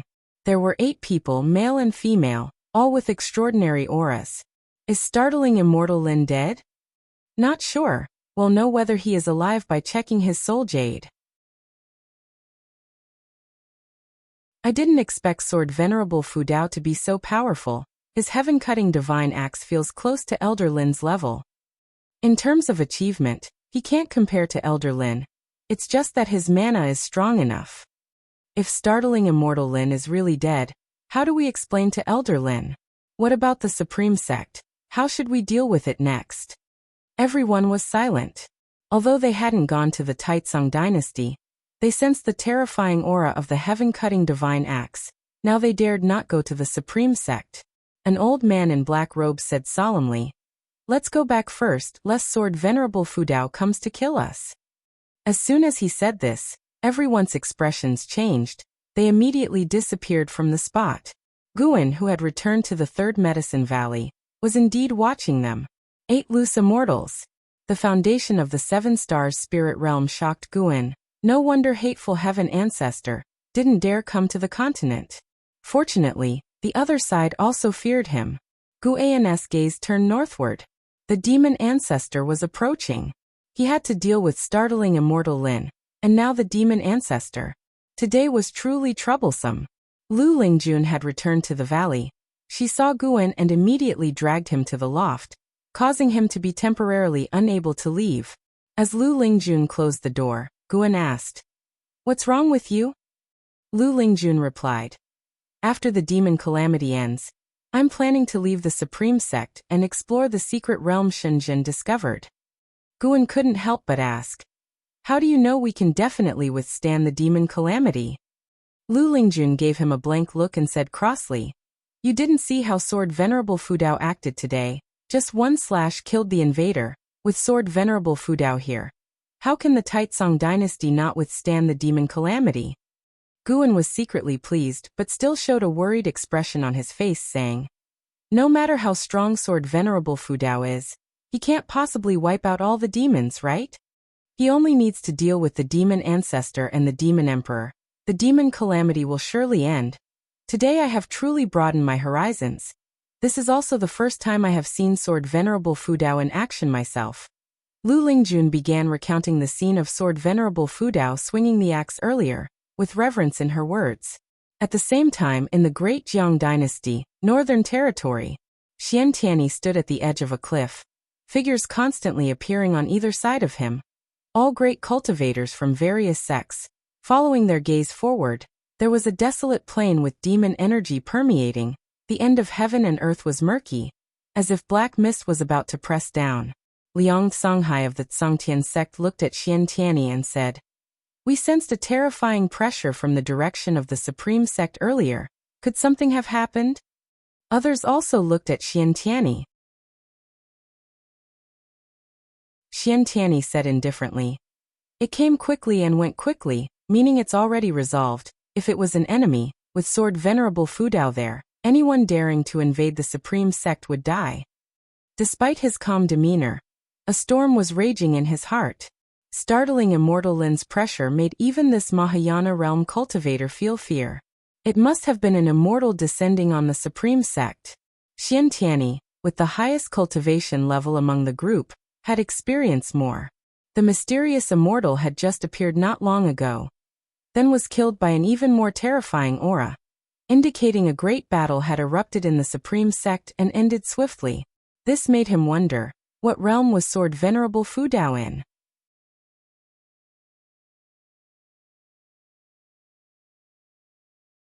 Chapter 189 Sword Venerable Fudao battles the demon ancestor.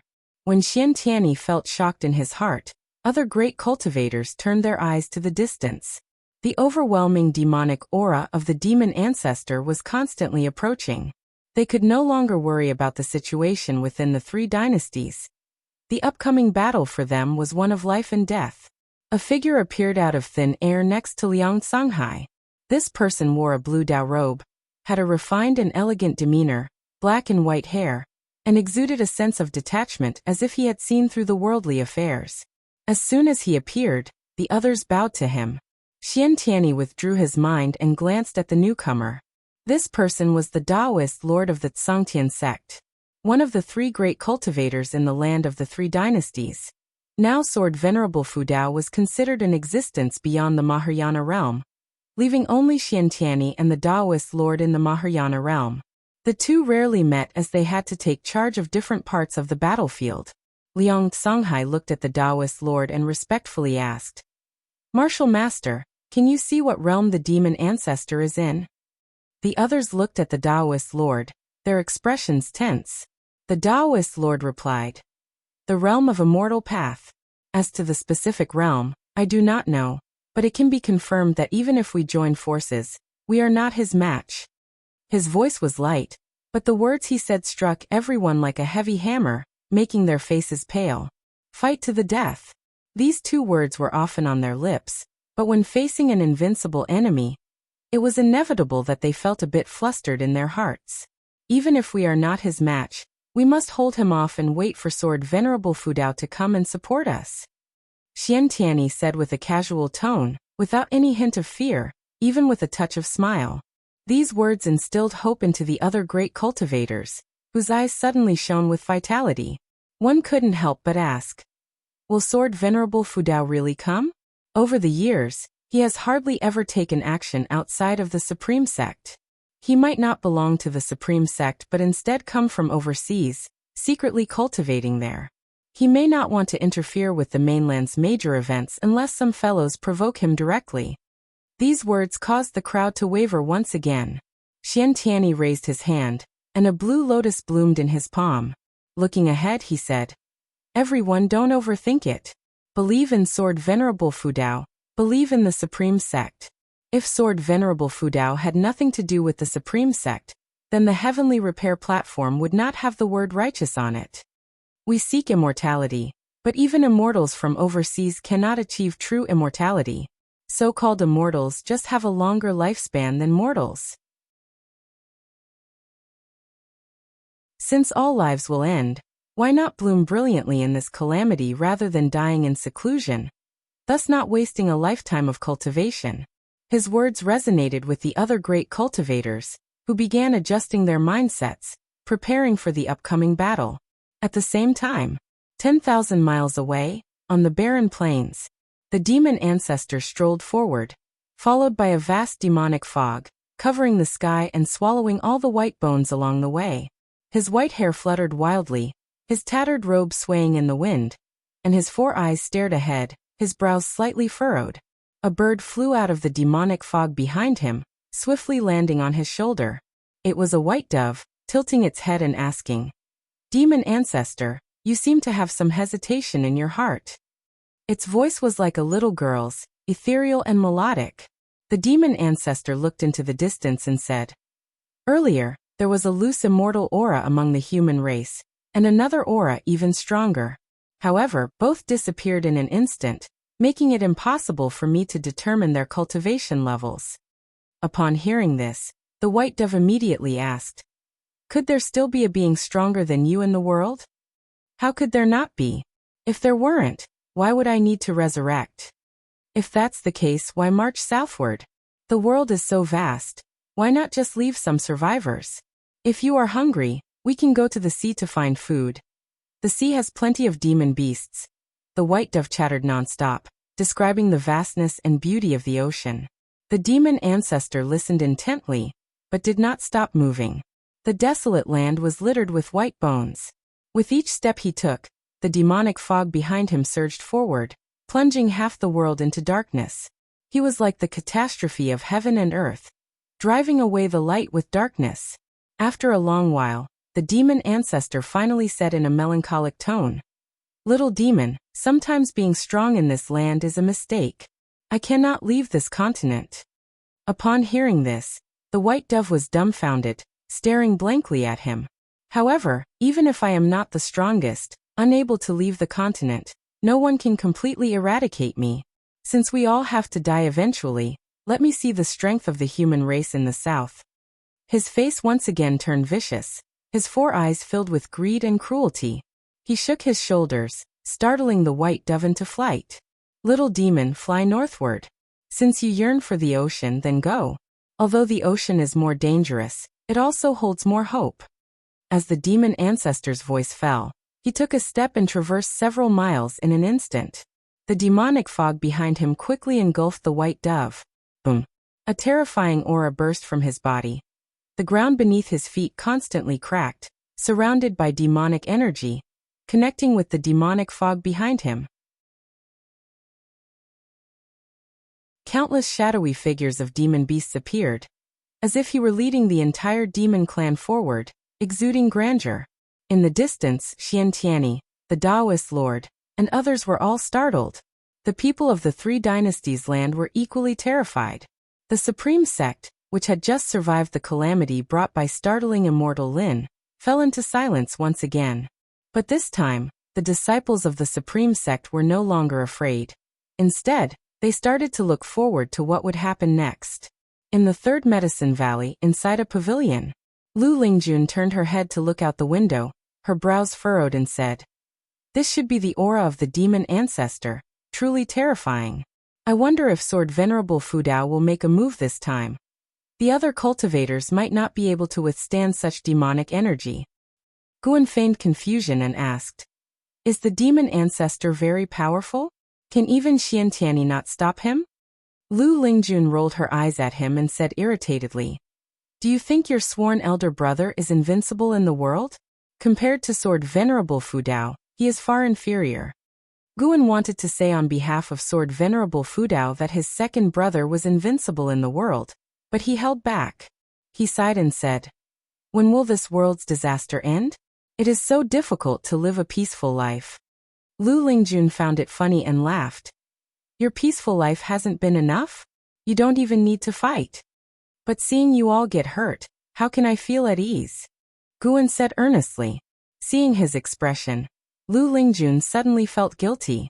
With his personality, he would indeed worry about those around him. How could she mock him? Although Guan did not fight, everyone around him received his medicinal herbs and elixirs. His contribution was no less than the other fighting disciples.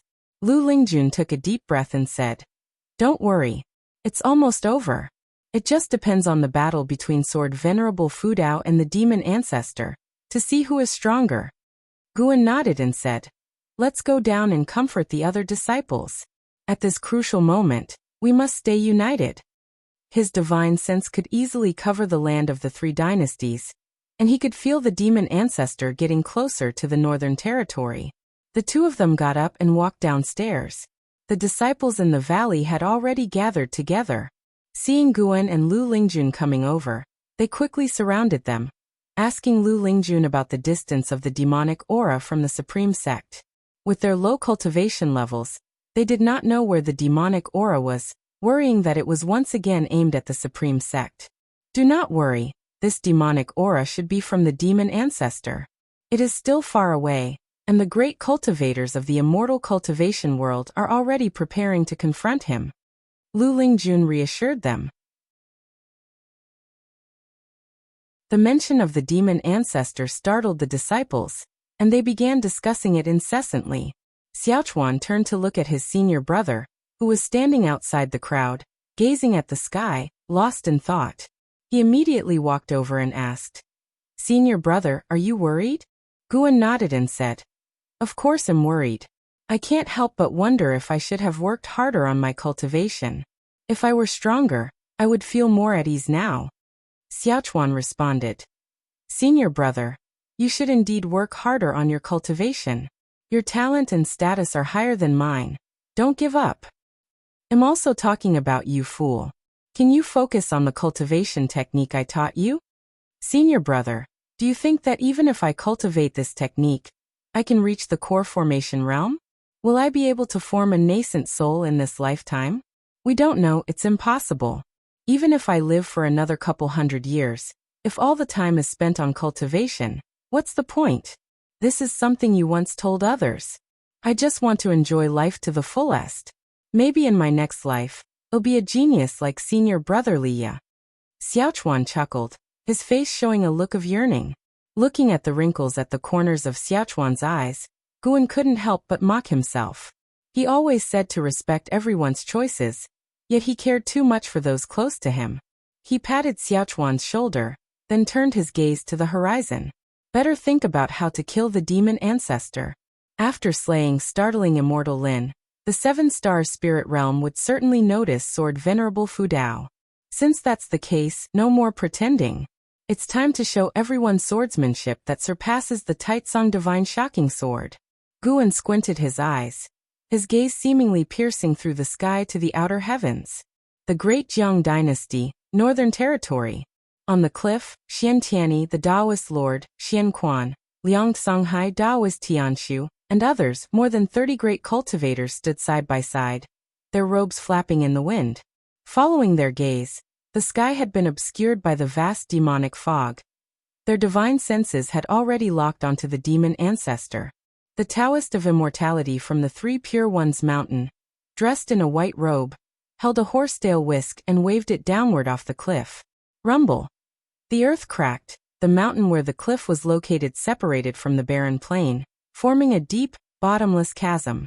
Spiritual energy rose from the chasm, forming a shocking energy wall, dispersing the clouds in the sky. Xian Tianyi glanced at the Taoist of immortality with the corner of his eye, then continued to stare at the demon ancestor. Everyone. Liang Songhai was about to speak when he suddenly sensed something, abruptly raising his head. It wasn't just him, the other great cultivators did the same. They saw the sky quickly darken. The starry sky appeared on the heavens, countless stars twinkling. Even meteors streaked across. The Taoist lord couldn't help but frown, calculating with his fingers. The demon ancestor also saw this scene. Behind him was the dim demonic fog, while in front of him, half the sky was covered by the brilliant starry sky.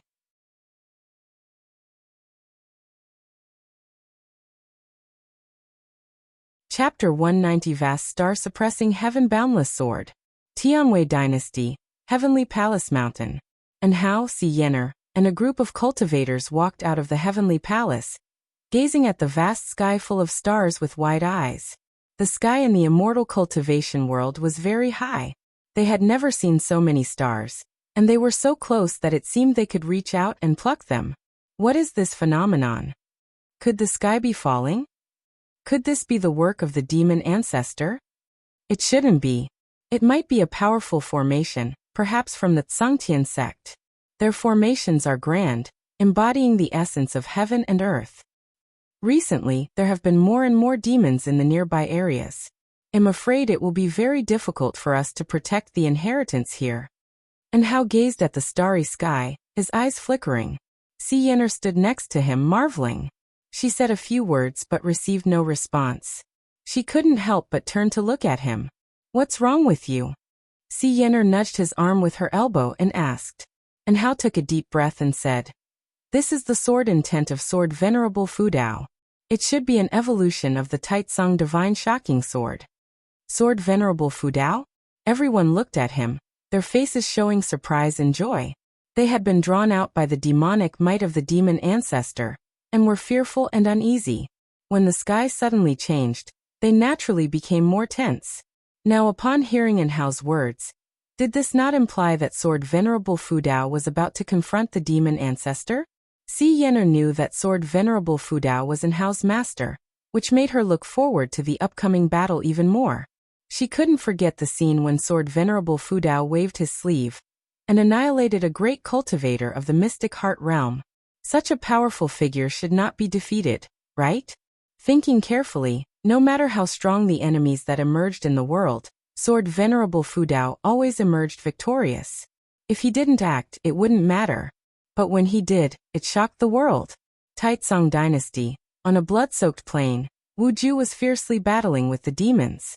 His fists moved like the wind, and each punch could explode the demons' bodies, making his presence even more terrifying than the demons. On the battlefield, tens of thousands of soldiers from the Taitsong Dynasty were fighting against the demons. Wu Ju looked up, his face filled with shock. How did the sky change so suddenly? Not only him, but the other soldiers were also frightened. However, the rampaging demons would not stop, forcing them to continue fighting. Miles away, a general clad in silver armor wielded a long spear, unmatched and invincible. He was Yi Yan, a disciple recruited by Guan in the Mystic Valley. Although Yi Yan was still in the Foundation establishment realm, his physique and spear technique were exceptionally strong, far beyond other Foundation establishment realm soldiers. Of course, he was still somewhat inferior to Wu Ju, but his spear technique was more agile. The spear danced like a dragon, and his movements were swift like a startled swan. With each thrust and pull, flesh and blood flew. Yi Yan also looked up at the starry sky, his eyes filled with envy. What kind of cultivation level could create such a phenomenon? Yi Yan wondered, having served in the military for decades and fought countless battles. His vision was already broad. It was precisely because of this that he understood his own insignificance.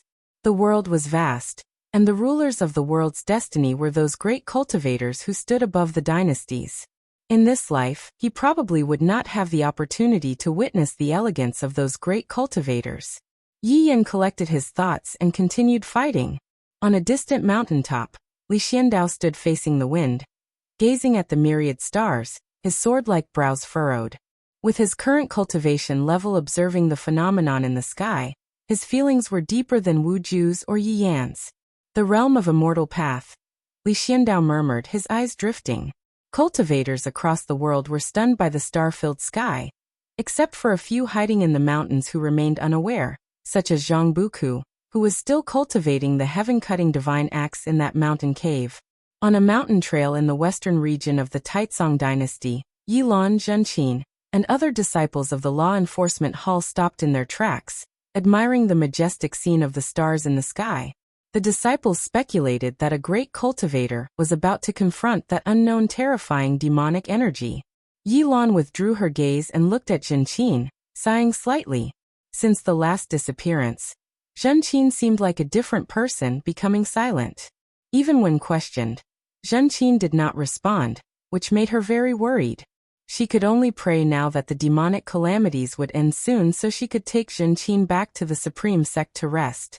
In the third medicine valley, all the disciples were astonished by the changes in the sky, and Lu Lingjun was gazing at the star-filled sky.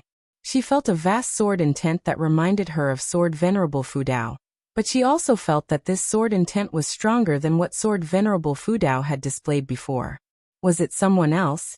Or had Sword Venerable Fudao never shown his full strength before? Guan and Xiaochuan stood side by side, both gazing at the sky with similar expressions, but Guan only pretended to be shocked. His divine sense had already locked onto the demon ancestor. When he wielded the vast star-suppressing heaven-boundless sword, the demon ancestor had no escape. It was too late to turn back now. However, instead of retreating, the demon ancestor exploded with even stronger demonic energy, intending to invade the human race's territory. Sword Venerable Fudao? Let us determine the victor of this calamity today. The demon ancestor's cold voice echoed across the three dynasties. This time, people were not afraid. The word Sword Venerable Fudao seemed to have a certain power, giving them a great sense of security. By now, not only the immortal cultivation world, but even commoners knew the name of Sword Venerable Fudao. Sword Venerable Fudao had already become the guardian deity in the hearts of people across the three dynasties, even greater than the mountain god. The mountain god was ethereal and elusive, but Sword Venerable Fudao was a cultivator, closer to them. Northern territory of Great Jiang. After the demon ancestor's call, he leaped into the air, his demonic energy erupting, with thunderbolts intertwining around him. The demonic fog behind him billowed fiercely, and countless demonic beast phantoms roared deafeningly, causing the ground to crack continuously, as if the entire world was about to collapse. He quickly approached the cliff where Xian Tianyi and others were. Even though they knew Sword Venerable Fudao was about to act, Xian Tianyi and the others did not let their guard down. They all took out their strongest magic artifacts or formed formations, preparing to confront the demon ancestor. A vast sword intent suddenly descended, enveloping the world. Xian Tianyi and the others instinctively looked up, and then their eyes widened, and their mouths fell open. Even the inscrutable Taoist Lord and Taoist of Immortality could not remain calm at this moment, all showing shocked expressions. As they watched, the countless stars burst out with sword light, like innumerable sword shadows streaking down with flowing light, covering the entire sky, an awe-inspiring spectacle. Even someone as strong as the Mahayana realm felt insignificant as dust at this moment. The demon ancestor gazed at the endless starry sword shadows, a fleeting look of fear in his eyes, followed by a manic expression. Rumble. Amidst the rolling demonic fog, countless demonic beast phantoms condensed into a giant demon 1,000 feet high. The figure was human-like, standing on lions and tigers, with an azure dragon coiled around its waist, a phoenix spreading its wings on its shoulders.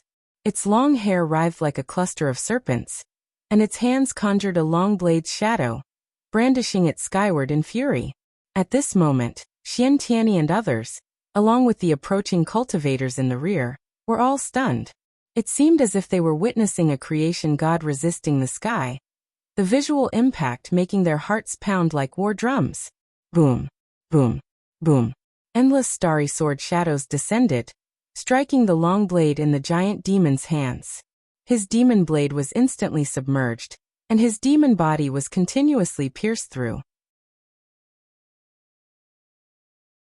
He let out a soul-shaking roar and struck the sky with his palm.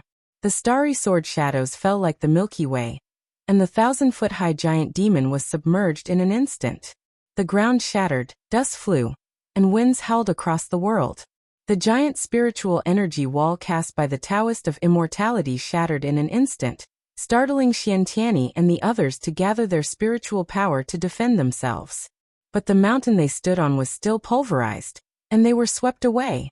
People in the three dynasties felt the northern sky suddenly burst with blinding light, and the world lost its color in their eyes.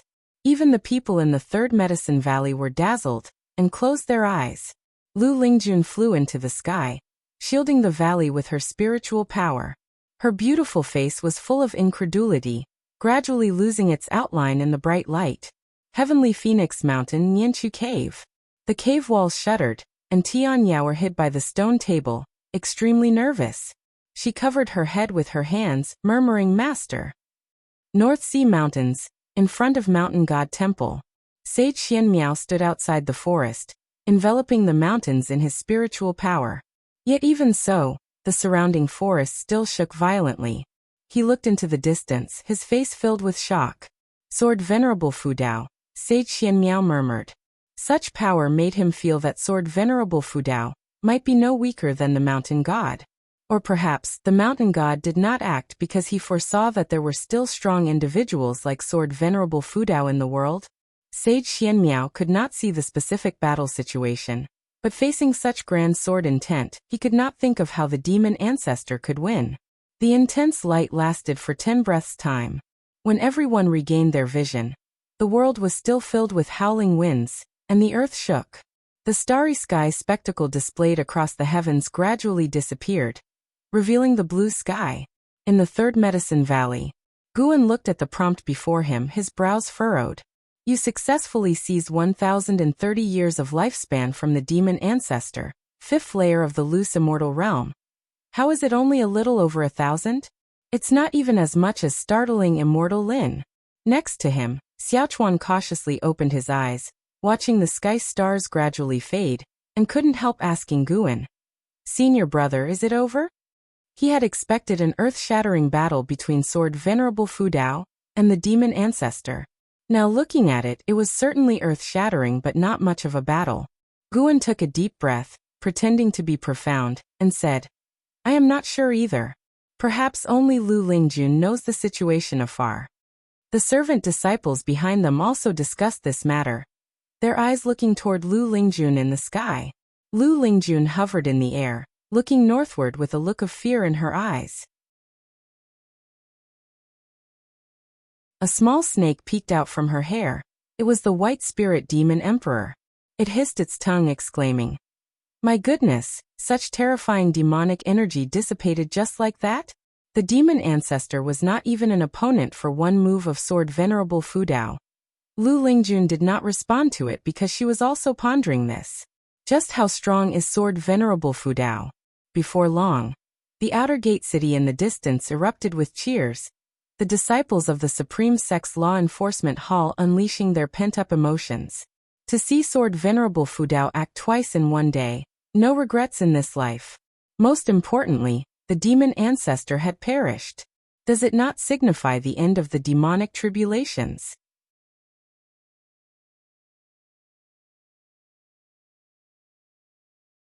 Chapter 191. Sword Venerable shakes the world. Holy Land saves the world. Rumble, rumble. Dust flew in the air as Xian Tianyi flew out from the ruins. He ascended to the sky, overlooking the scene below. His eyes widened. His gaze crossed the chasm created by the Taoist of immortality. On the other side of the land, the demon ancestor's figure was no longer visible. The horrifying demonic might from before had completely disappeared.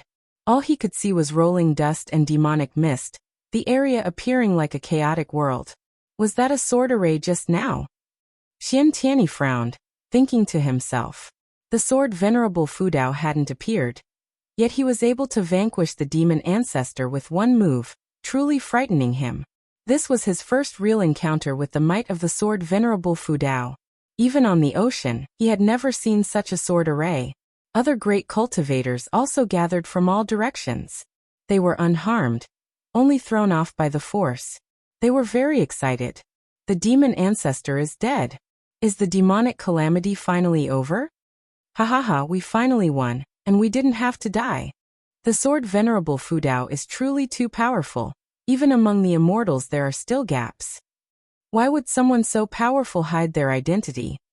Ask yourself that. For someone of his caliber, if he were to step in a few times, it's already commendable. If his true identity were revealed, you'd all come begging to him whenever trouble arises. The great cultivators were very excited, some even burst out laughing. The years of pent-up aggression were finally released. Liang Songhai, sect leader of Tsangtian sect, spoke. Everyone, I suggest that the various sects of the 3 dynasties should all erect statues of the sword Venerable Fudao, not to curry favor, but to let the world remember his benevolence forever. Hearing this, the great cultivators of other sects all applauded. The Supreme Elder Xianquan frowned, hesitated to speak. Xian Tianyi glanced at Liang Songhai and snorted coldly, but said nothing.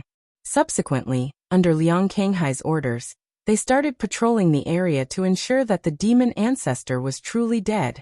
Far away in the Third Medicine Valley, Guan was also using his divine sense to search the battlefield. The demon ancestor left behind no demon core or demon treasure upon death.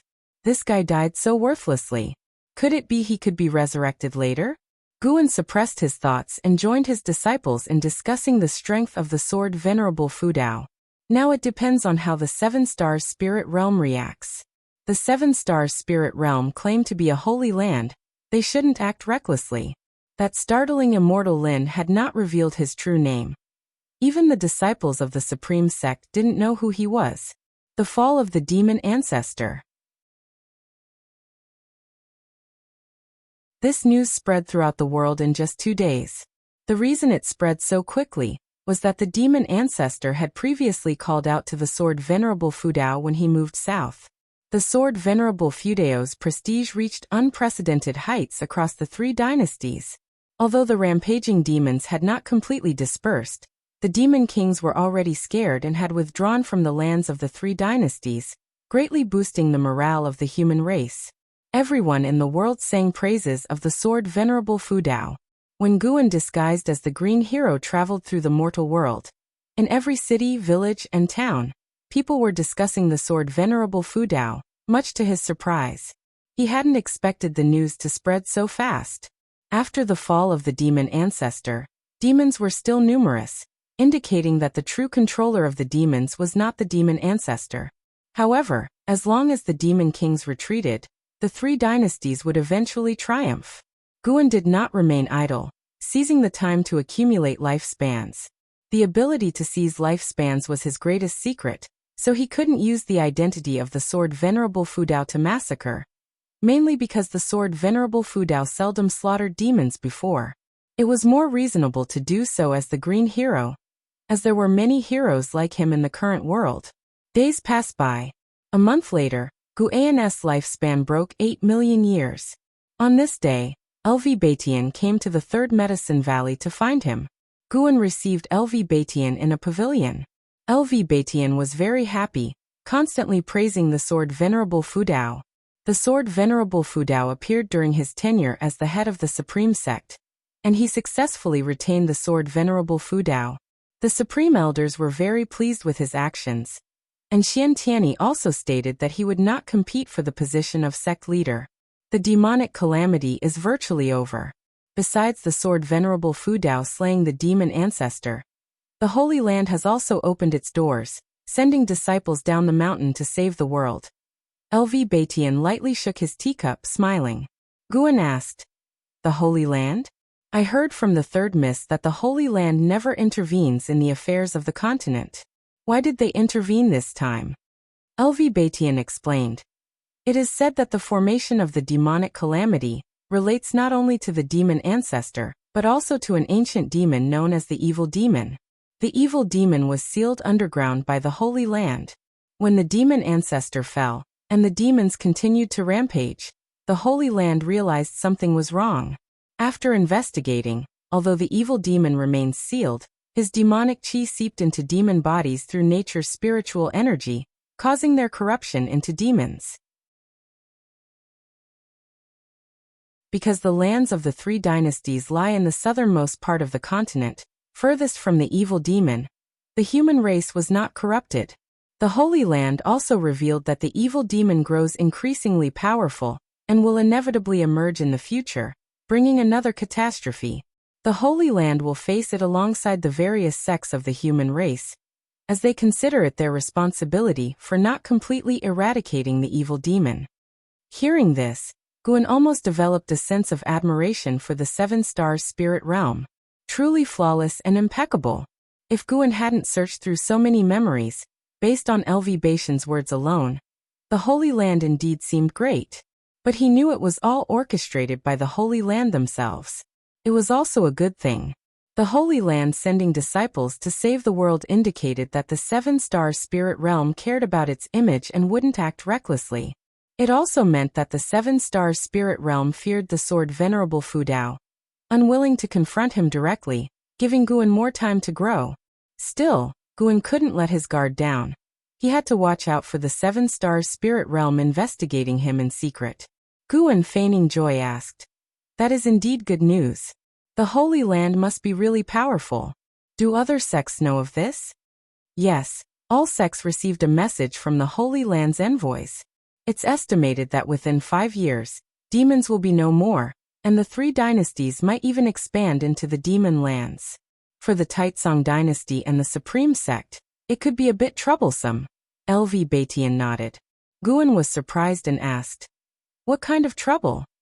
With the Great Jiang dynasty and the Tianwei dynasty standing between the Taitsong dynasty and the demon lands, it makes it hard for us to mine spirit mines or seek opportunities in the demon lands. Over time, the Taitsong dynasty will be swallowed by the other two dynasties, weakening the Supreme Sect's influence in the immortal cultivation world. I'm planning to support Li Xiandao to accomplish this. LV Batian spoke worriedly, then began sipping tea. Guan wanted to say, "You guys are really persistent. The demonic calamity isn't over, and you're already thinking about dividing the demon lands?" But he couldn't interfere. The Supreme Sect indeed needed to grow stronger, which would help him to continue surviving. LV Batian started discussing the Supreme Sect's upcoming plans with a sincere attitude. Clearly, he still hadn't given up on recruiting Guan as a disciple. According to him, once the demonic calamity was resolved, the Supreme Elders would no longer travel south, but lead the Supreme Sect's disciples to explore the demon lands, constantly enhancing the Supreme Sect's foundation. They even considered the Tsongtian sect as a hypothetical enemy, and the Tsongtian sect felt the same. LV Batian found the Tsongtian sect's over-the-top praise of the sword Venerable Fu Dao nauseating. Do they want to align with the sword Venerable Fu Dao? Dream on. Guan, why don't you write a book with the sword Venerable Fu Dao as the protagonist, just like Pan An's works which spread throughout the world? LV Batian looked at Guan seriously. Write about myself again? Guan wasn't so narcissistic. He immediately shook his head. No way, I don't want to write books for others anymore. Besides, the karma of the sword Venerable Fu Dao is too significant. If I write it and the book becomes famous, it attract endless trouble. Sect leader, do you want to get me killed? Not to mention, you wouldn't be able to defend against the enemies of the sword Venerable Fu Dao. LV Batian agreed, temporarily setting the idea aside. After chatting for a long time, LV Batian left regretfully.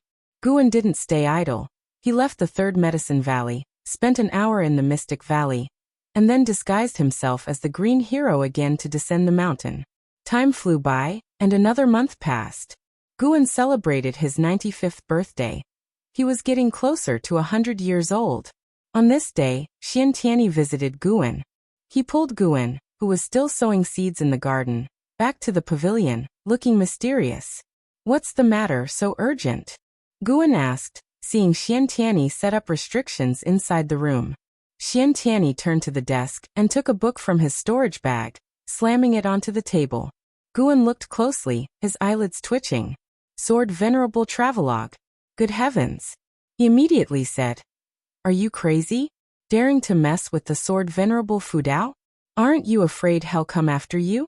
Xiantiani raised an eyebrow. "I'm just writing a book. What trouble can it bring?" "Be careful. The Sword Venerable Fudao might tap your shoulder at midnight." "Oh, that's a nice idea. Could add to the atmosphere." "No, I'm serious, don't mess around." Guan became anxious. The Supreme Secret records had already tainted his real name, and he didn't want his other identity to be tarnished too. LV Baitian was such a beast, unable to find me. So he asked Xiantiani to write? If he had known, Guan should have taken the task himself. Seeing Guan's anxiety, Xiantiani felt moved. This brother was not a mistake. "Don't worry, this time I changed the style. I'm imitating your books. Take a look first." Xiantiani waved his hand assuredly. Guan immediately picked up the Sword Venerable Travelogue and seriously read through it. Xiantiani walked to the bookshelf, wanting to see what books Guan usually read. A long while passed. Guan put down the Sword Venerable Travelogue, letting out a sigh of relief. He turned to Xiantiani and said, "It's not bad, indeed it doesn't have so many romantic affairs. The Sword Venerable Fudao is now revered by cultivators worldwide. You can mythologize him, but not degrade him." Xiantiani turned around, glaring at him. "What do you mean? You think the green hero is degrading?" By the way, I've always been curious. Is the Green Hero Travelogue made up or real experiences? Half true, half false. The anger in Xiantiani's eyes dissipated significantly, replaced by embarrassment. Which half is true, and which half is false? Guan frowned. It turned out to be true. Do you think you're worthy of Ms. Z? That night in the abandoned temple, you two were so. Guan suddenly wanted to find a knife to poke Xiantiani. Xiantiani fake coughed. "Let's talk about this book. Don't get distracted. Give me some advice.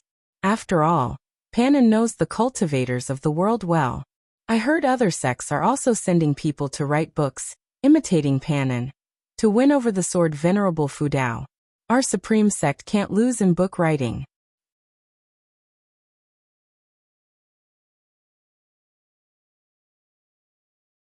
Chapter 192. Can't lift it, just can't lift it. First of all, the name cannot be called travelogue, it has no attraction at all.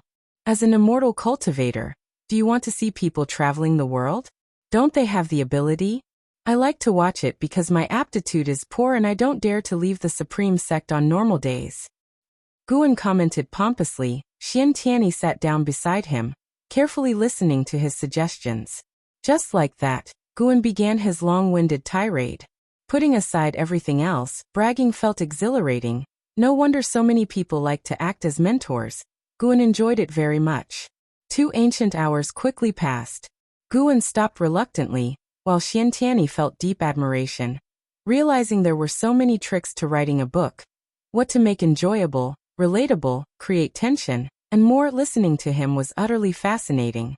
Excitedly, Xiantiani stood up to bid farewell. "I'm planning to visit the Heavenly Repair Platform to feel the sword intent of Sword Venerable Fudao, and rewrite this book. Following your advice, I won't call it Sword Venerable Travelogue anymore. I will come up with a new name." After saying that, he walked towards the door. Guan stood up to see him off. After going downstairs, Guan watched him leave with a look of contemplation. An Exian suddenly ran over and said, "Master, the white spirit rat is missing."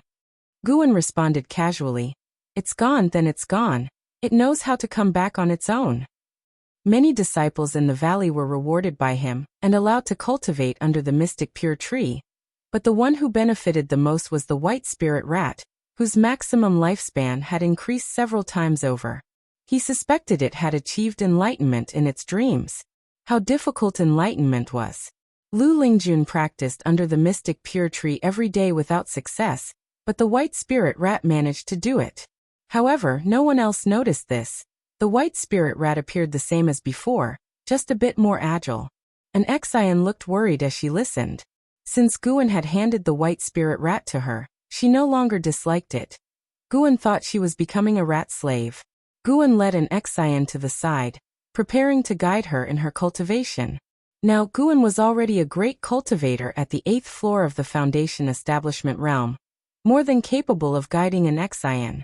On the other side, Xiantiani arrived at the Heavenly Repair Platform. It had been 2 months since the fall of the demon ancestor.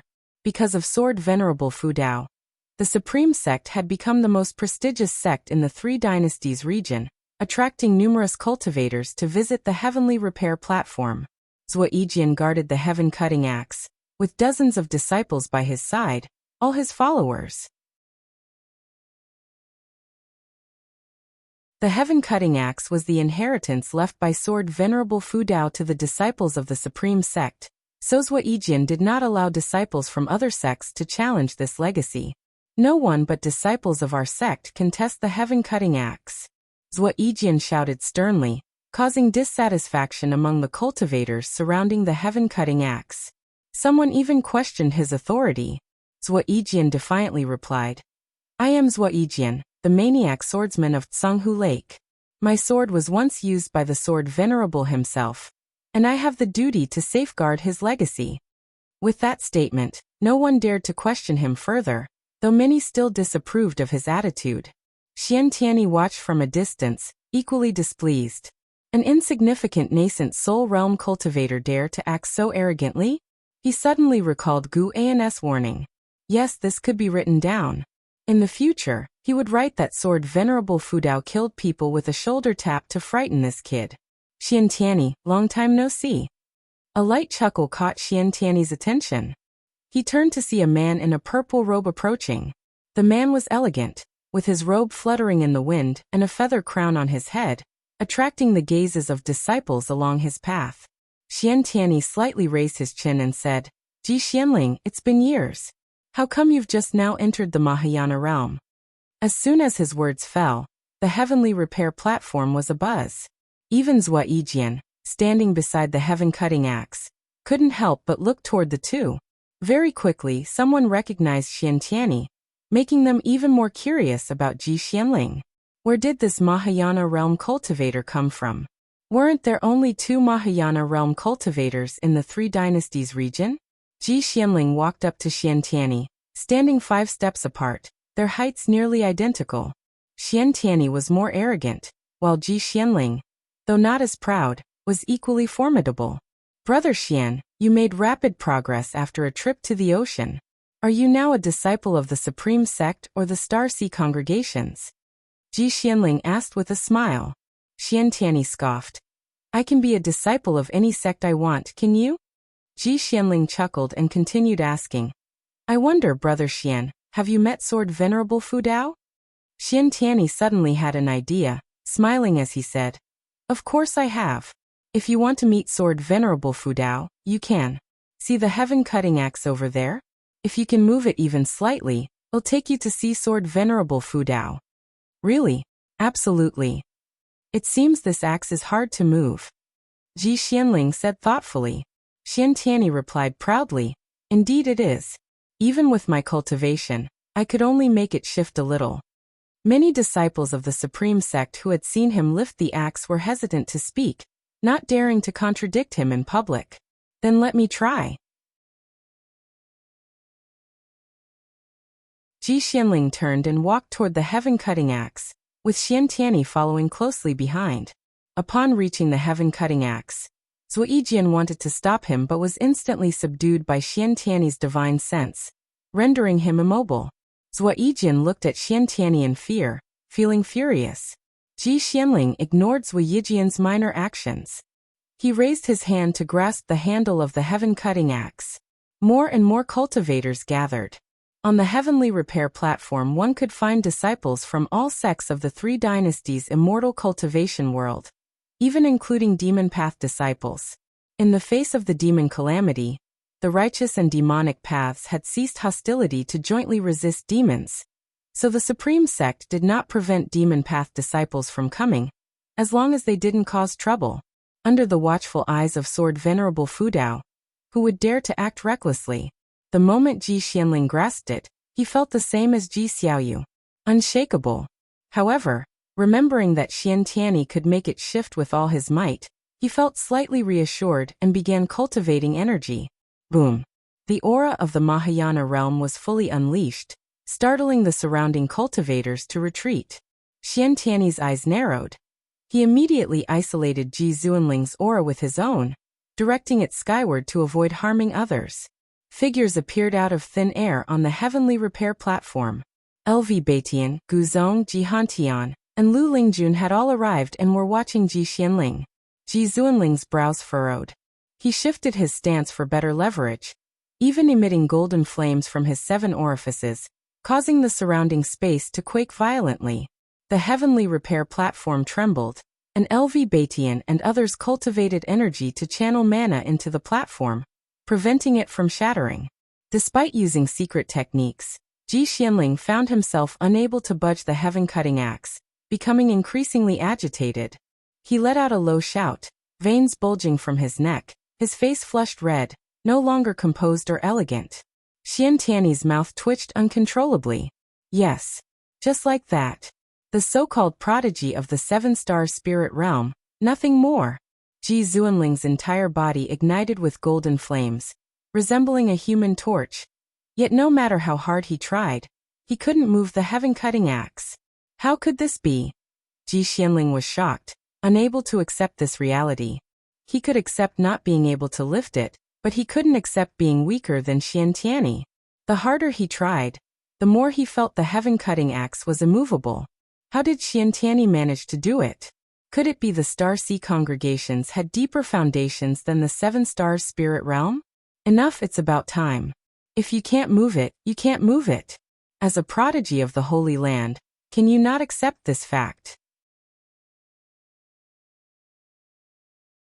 Looks like the 7-star spirit realm's training is inadequate, only teaching cultivation, not character formation? Xian Tianyi's voice rang out. This guy was incredibly annoying, broadcasting his voice for all to hear, as if afraid no one would know Ji Zuanling's identity. Ji Xianling cursed inwardly, withdrawing the flames around him. The terrifying pressure of the Mahayana realm vanished, allowing everyone to breathe a sigh of relief. Xian Tianyi no longer suppressed Suijian, and began mocking Ji Xianling. Ji Xianling tried to keep smiling, praising the greatness of Sword Venerable Fudao. After all, he was a renowned great cultivator. Seeing Ji Zuanling's humility, Suijian felt favorable towards him, speaking up. Actually, Senior Xian failed before as well. He couldn't make the heaven-cutting axe budge. Upon hearing this, Ji Zuanling's smile froze. Xian Tianyi wasn't angry. He became even more pleased. He decided he would definitely include the shoulder-tapping detail in his book to make Suijian restless. On the other side, in the Third Medicine Valley, Guan pondered the purpose of Ji Zuanling's visit. It probably wasn't to investigate him. If so, would they come with such fanfare? Could it be the Holy Land was preparing to integrate into the immortal cultivation world? After the Mahayana realm pressure dissipated, an Xian relaxed and raised her sword again, saying, Master, Senior Xian said just now that the other party comes from the Holy Land. Does this mean the Holy Land intends to accept us? In her mind, the Holy Land was definitely more powerful than the Supreme Sect. Hearing this, Guan couldn't help but speculate if the 7-star spirit realm wanted to annex the Supreme Sect. Facing the unknown Sword Venerable Fudao, they couldn't continue to suppress openly, mainly because their previous actions were in secret and couldn't be publicly exposed. But the Lin family wouldn't let it rest. The Lin family was a major clan in the 7-star spirit realm. Guan was ready to bully the older and more powerful ones. He said, How would I know? Focus on practicing your sword skills. You're good in every way, but your mind isn't focused. Whenever there's a chance, you slack off. An Exian blushed and continued practicing her sword. Guin collected his thoughts, no longer thinking about the 7 stars spirit realm. He began to think about his new book. It was about time to start writing Journey to the West. Perfect, he could use this book to critique the high and mighty 7 stars spirit realm, awakening the thoughts of cultivators everywhere. Of course, this book had to be written slowly to avoid alerting them. Writing for decades, by the time the 7 star spirit realm realized, Guin would have already reached the heaven and earth flying immortal realm. News of the prodigy Ji Xianling from the Holy Land failing to lift the heaven-cutting axe quickly spread, exciting the disciples of the Supreme Sect. As the Holy Land began saving the world, many legends about the 7 star spirit realm sprouted like mushrooms after the rain. To many disciples of the Supreme Sect, it seemed like the Holy Land was trying to steal the glory of Sword Venerable Fudao. Why didn't the Holy Land act before the demon ancestor's death? Now, the moment a prodigy from the Holy Land appeared in the Supreme Sect, they were overshadowed by Sword Venerable Fudao. How could they not be pleased? This news quickly spread from the Supreme Sect to the immortal cultivation world of the 3 dynasties, attracting more and more cultivators to come to the Supreme Sect, eager to witness the prowess of the heaven-cutting axe.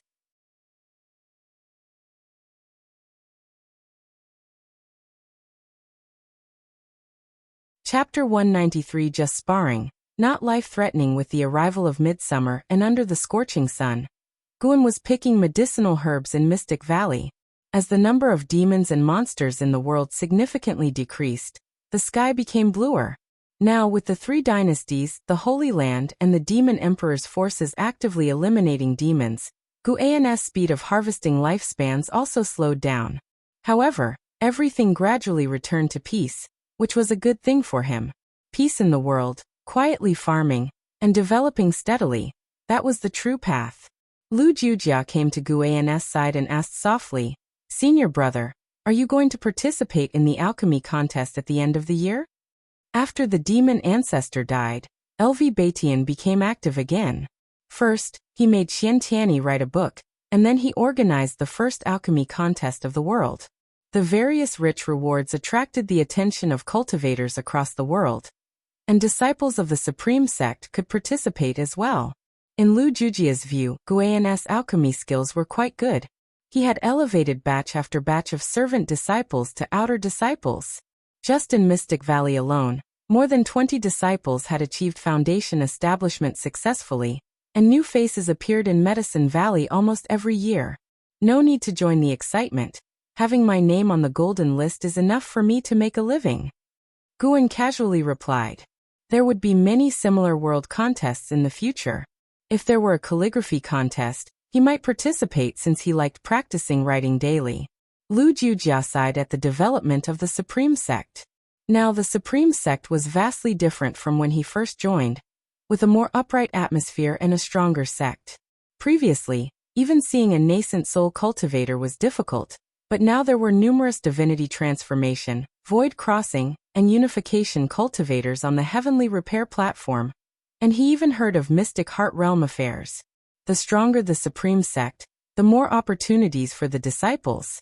For example, even participating in organizing the first alchemy contest of the world could reap significant rewards, making it suitable for disciples with ample time but lacking cultivation resources. Guin continued to pick herbs while attentively listening. Listening more to the opinions of lower-level cultivators about the Supreme Sect revealed more about whether the Supreme Sect was on the right path. Wait, why do I have this sect leader's mindset again? Blame LV Batian. However, Guin was accustomed to acting as LV Batian's behind-the-scenes advisor. This feeling was actually quite satisfying, just speaking without doing, fulfilling his desire to command without exerting effort. LV Batian also enjoyed it. Over time, perhaps one day Guin would want to manage the sect personally. It had been several months since the demon ancestor's fall. The Supreme Sect dispatched inner disciples and outer disciples to eliminate demons, while inheriting disciples and true disciples were sent to the demon land for exploration. The demon land was vast, an unknown treasure trove for the sects of the 3 dynasties. Even great cultivators of the mystic heart realm could not resist going. Lu Lingjun had left the Third Medicine Valley as well, but her departure did not affect the Third Medicine Valley. When Lu Jiujia finished speaking, Guan finally said meaningfully, "You must cultivate the technique left by Wuxin seriously. The rise of the Supreme Sect shows that times have changed, and we both have opportunities." Lu Jiujia nodded, starting to imagine the future. Guan handed the picked herbs to Lu Jiujia, gave a few reminders, and then left Mystic Valley. Next was the picking in Tianya Valley, Mystic Heaven Cave Mansion, Mountain God Temple, and Nianchu Cave. In the evening he had to go to the 8 scenic caves. It was busy but fulfilling. Although the number of demonized monsters was decreasing, Guan still gained a lot of lifespans by picking medicinal herbs. He was even preparing to expand Nianchu Cave Mansion, just as he needed to find 2 female demons for Tianyao. At night, in Nianchu Cave Mansion, Guan sat at a stone table, sipping tea while watching Tianyao and 2 little cat demons. The demon land lacked nothing but demons, and Guan sought out demons that were suffering. These 2 little cat demons were twins. Their parents were eaten by a demonized monster last month, and they barely escaped, suffering many injuries over the past month. Tianyao was cleaning their wounds. Seeing her joyful yet distressed expression, Guan couldn't help but think of an Xin. Do women all like to keep pets? Guan extended his divine sense to the depths of the demon land. The legend of the evil demon spread continuously in the 3 dynasties, making the evil demon a dire threat to all, more terrifying than the demon ancestor. Even the ancient Holy Land could not shake it. The demonic chi of the evil demon was constantly spreading. Even Guan, in the 9th layer of the wandering immortal realm, needed to spend some time searching for it.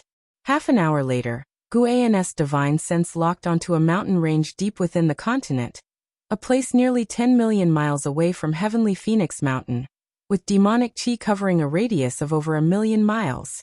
Guan's divine sense penetrated the densest area of demonic chi.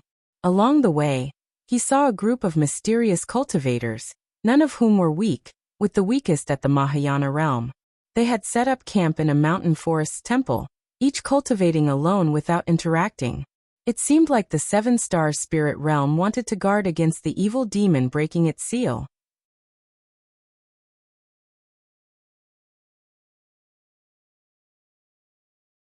The Holy Land is leading us. Guan nodded and said, "Be very careful, don't be complacent because of your cultivation level." "You brat, how dare you lecture me? I've roamed the oceans, unlike you who stay in the Supreme Sect all day. Don't worry, I can't possibly die. I'm invincible below the immortal path." Xian Tianyi stood up, full of spirit, and said. Guan looked at him and asked, "What if you encounter an immortal path being?" "Then he'll die gloriously," Xian Tianyi said, turning to leave. At the door he looked back and urged, "Write faster. I want to see if your book can surpass Investiture of the Gods." He pushed the door open and left. Guan did not get up to see him off. Surpass Investiture of the Gods? Guan chuckled, continuing to write. As dusk approached, he finally left the Third Medicine Valley. Late at night, in the mountains and forests, wearing animal skins, Zhang Buku strolled forward, carrying a stone axe at his waist. His eyes were fixed on the firelight on the mountain, where there was a temple, illuminated by firelight and an inexplicably familiar aura. He had left the cave a month ago, heading north, seeking opportunities in the demon land. Along the way, he had hardly interacted with cultivators or demons, making him very nervous as he cautiously approached the mountain. Soon he entered the temple. It was large, with Zhang Buku standing in the outer courtyard hesitating. The firelight was just behind a wall. "Since you're here, come over and meet." A voice came from the other side of the courtyard wall. Hearing this, Zhang Buku breathed a sigh of relief and leaped over the wall. He landed in front of the fire, scrutinizing the black-clad man sitting opposite. The man had a stern face, and beside him was a noticeable heavy sword. While Zhang Buku observed Liya was also observing him. "My name is Zhang Buku. May I know your name, Taoist friend?" Zhang Buku cupped his fists and said. He could sense the person before him was very strong, but now he was no longer the same as before. He was only somewhat nervous, not afraid. Liya replied, My name is Liya. Why do you have half-demon energy in you? Zhang Buku answered. My father is human, my mother is a demon. Are you the same as me?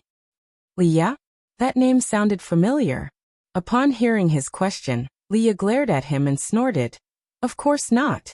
I only consumed a demon treasure, having the power of demon blood. Zhang Buku felt a bit disappointed upon hearing this. Noticing the stone axe at Zhang Buku's waist, Liya stood up and smiled. Kid, how about we spar a bit? Since witnessing Sword Venerable Fudeo's vast star-suppressing heaven-boundless sword, he had understood the Taitsung Divine Shocking Sword better. He had been diligently practicing for half a year, eager to test it out. Zhang Buku instinctively touched the stone axe at his waist and asked, Are we really just sparring? Liya nodded. Just sparring, no life-threatening moves. I've been practicing my swordsmanship for half a year, and want to test it. Zhang Buku's eyes lit up and he smiled. To be honest, I've been practicing hard for some time too. Alright, let's go.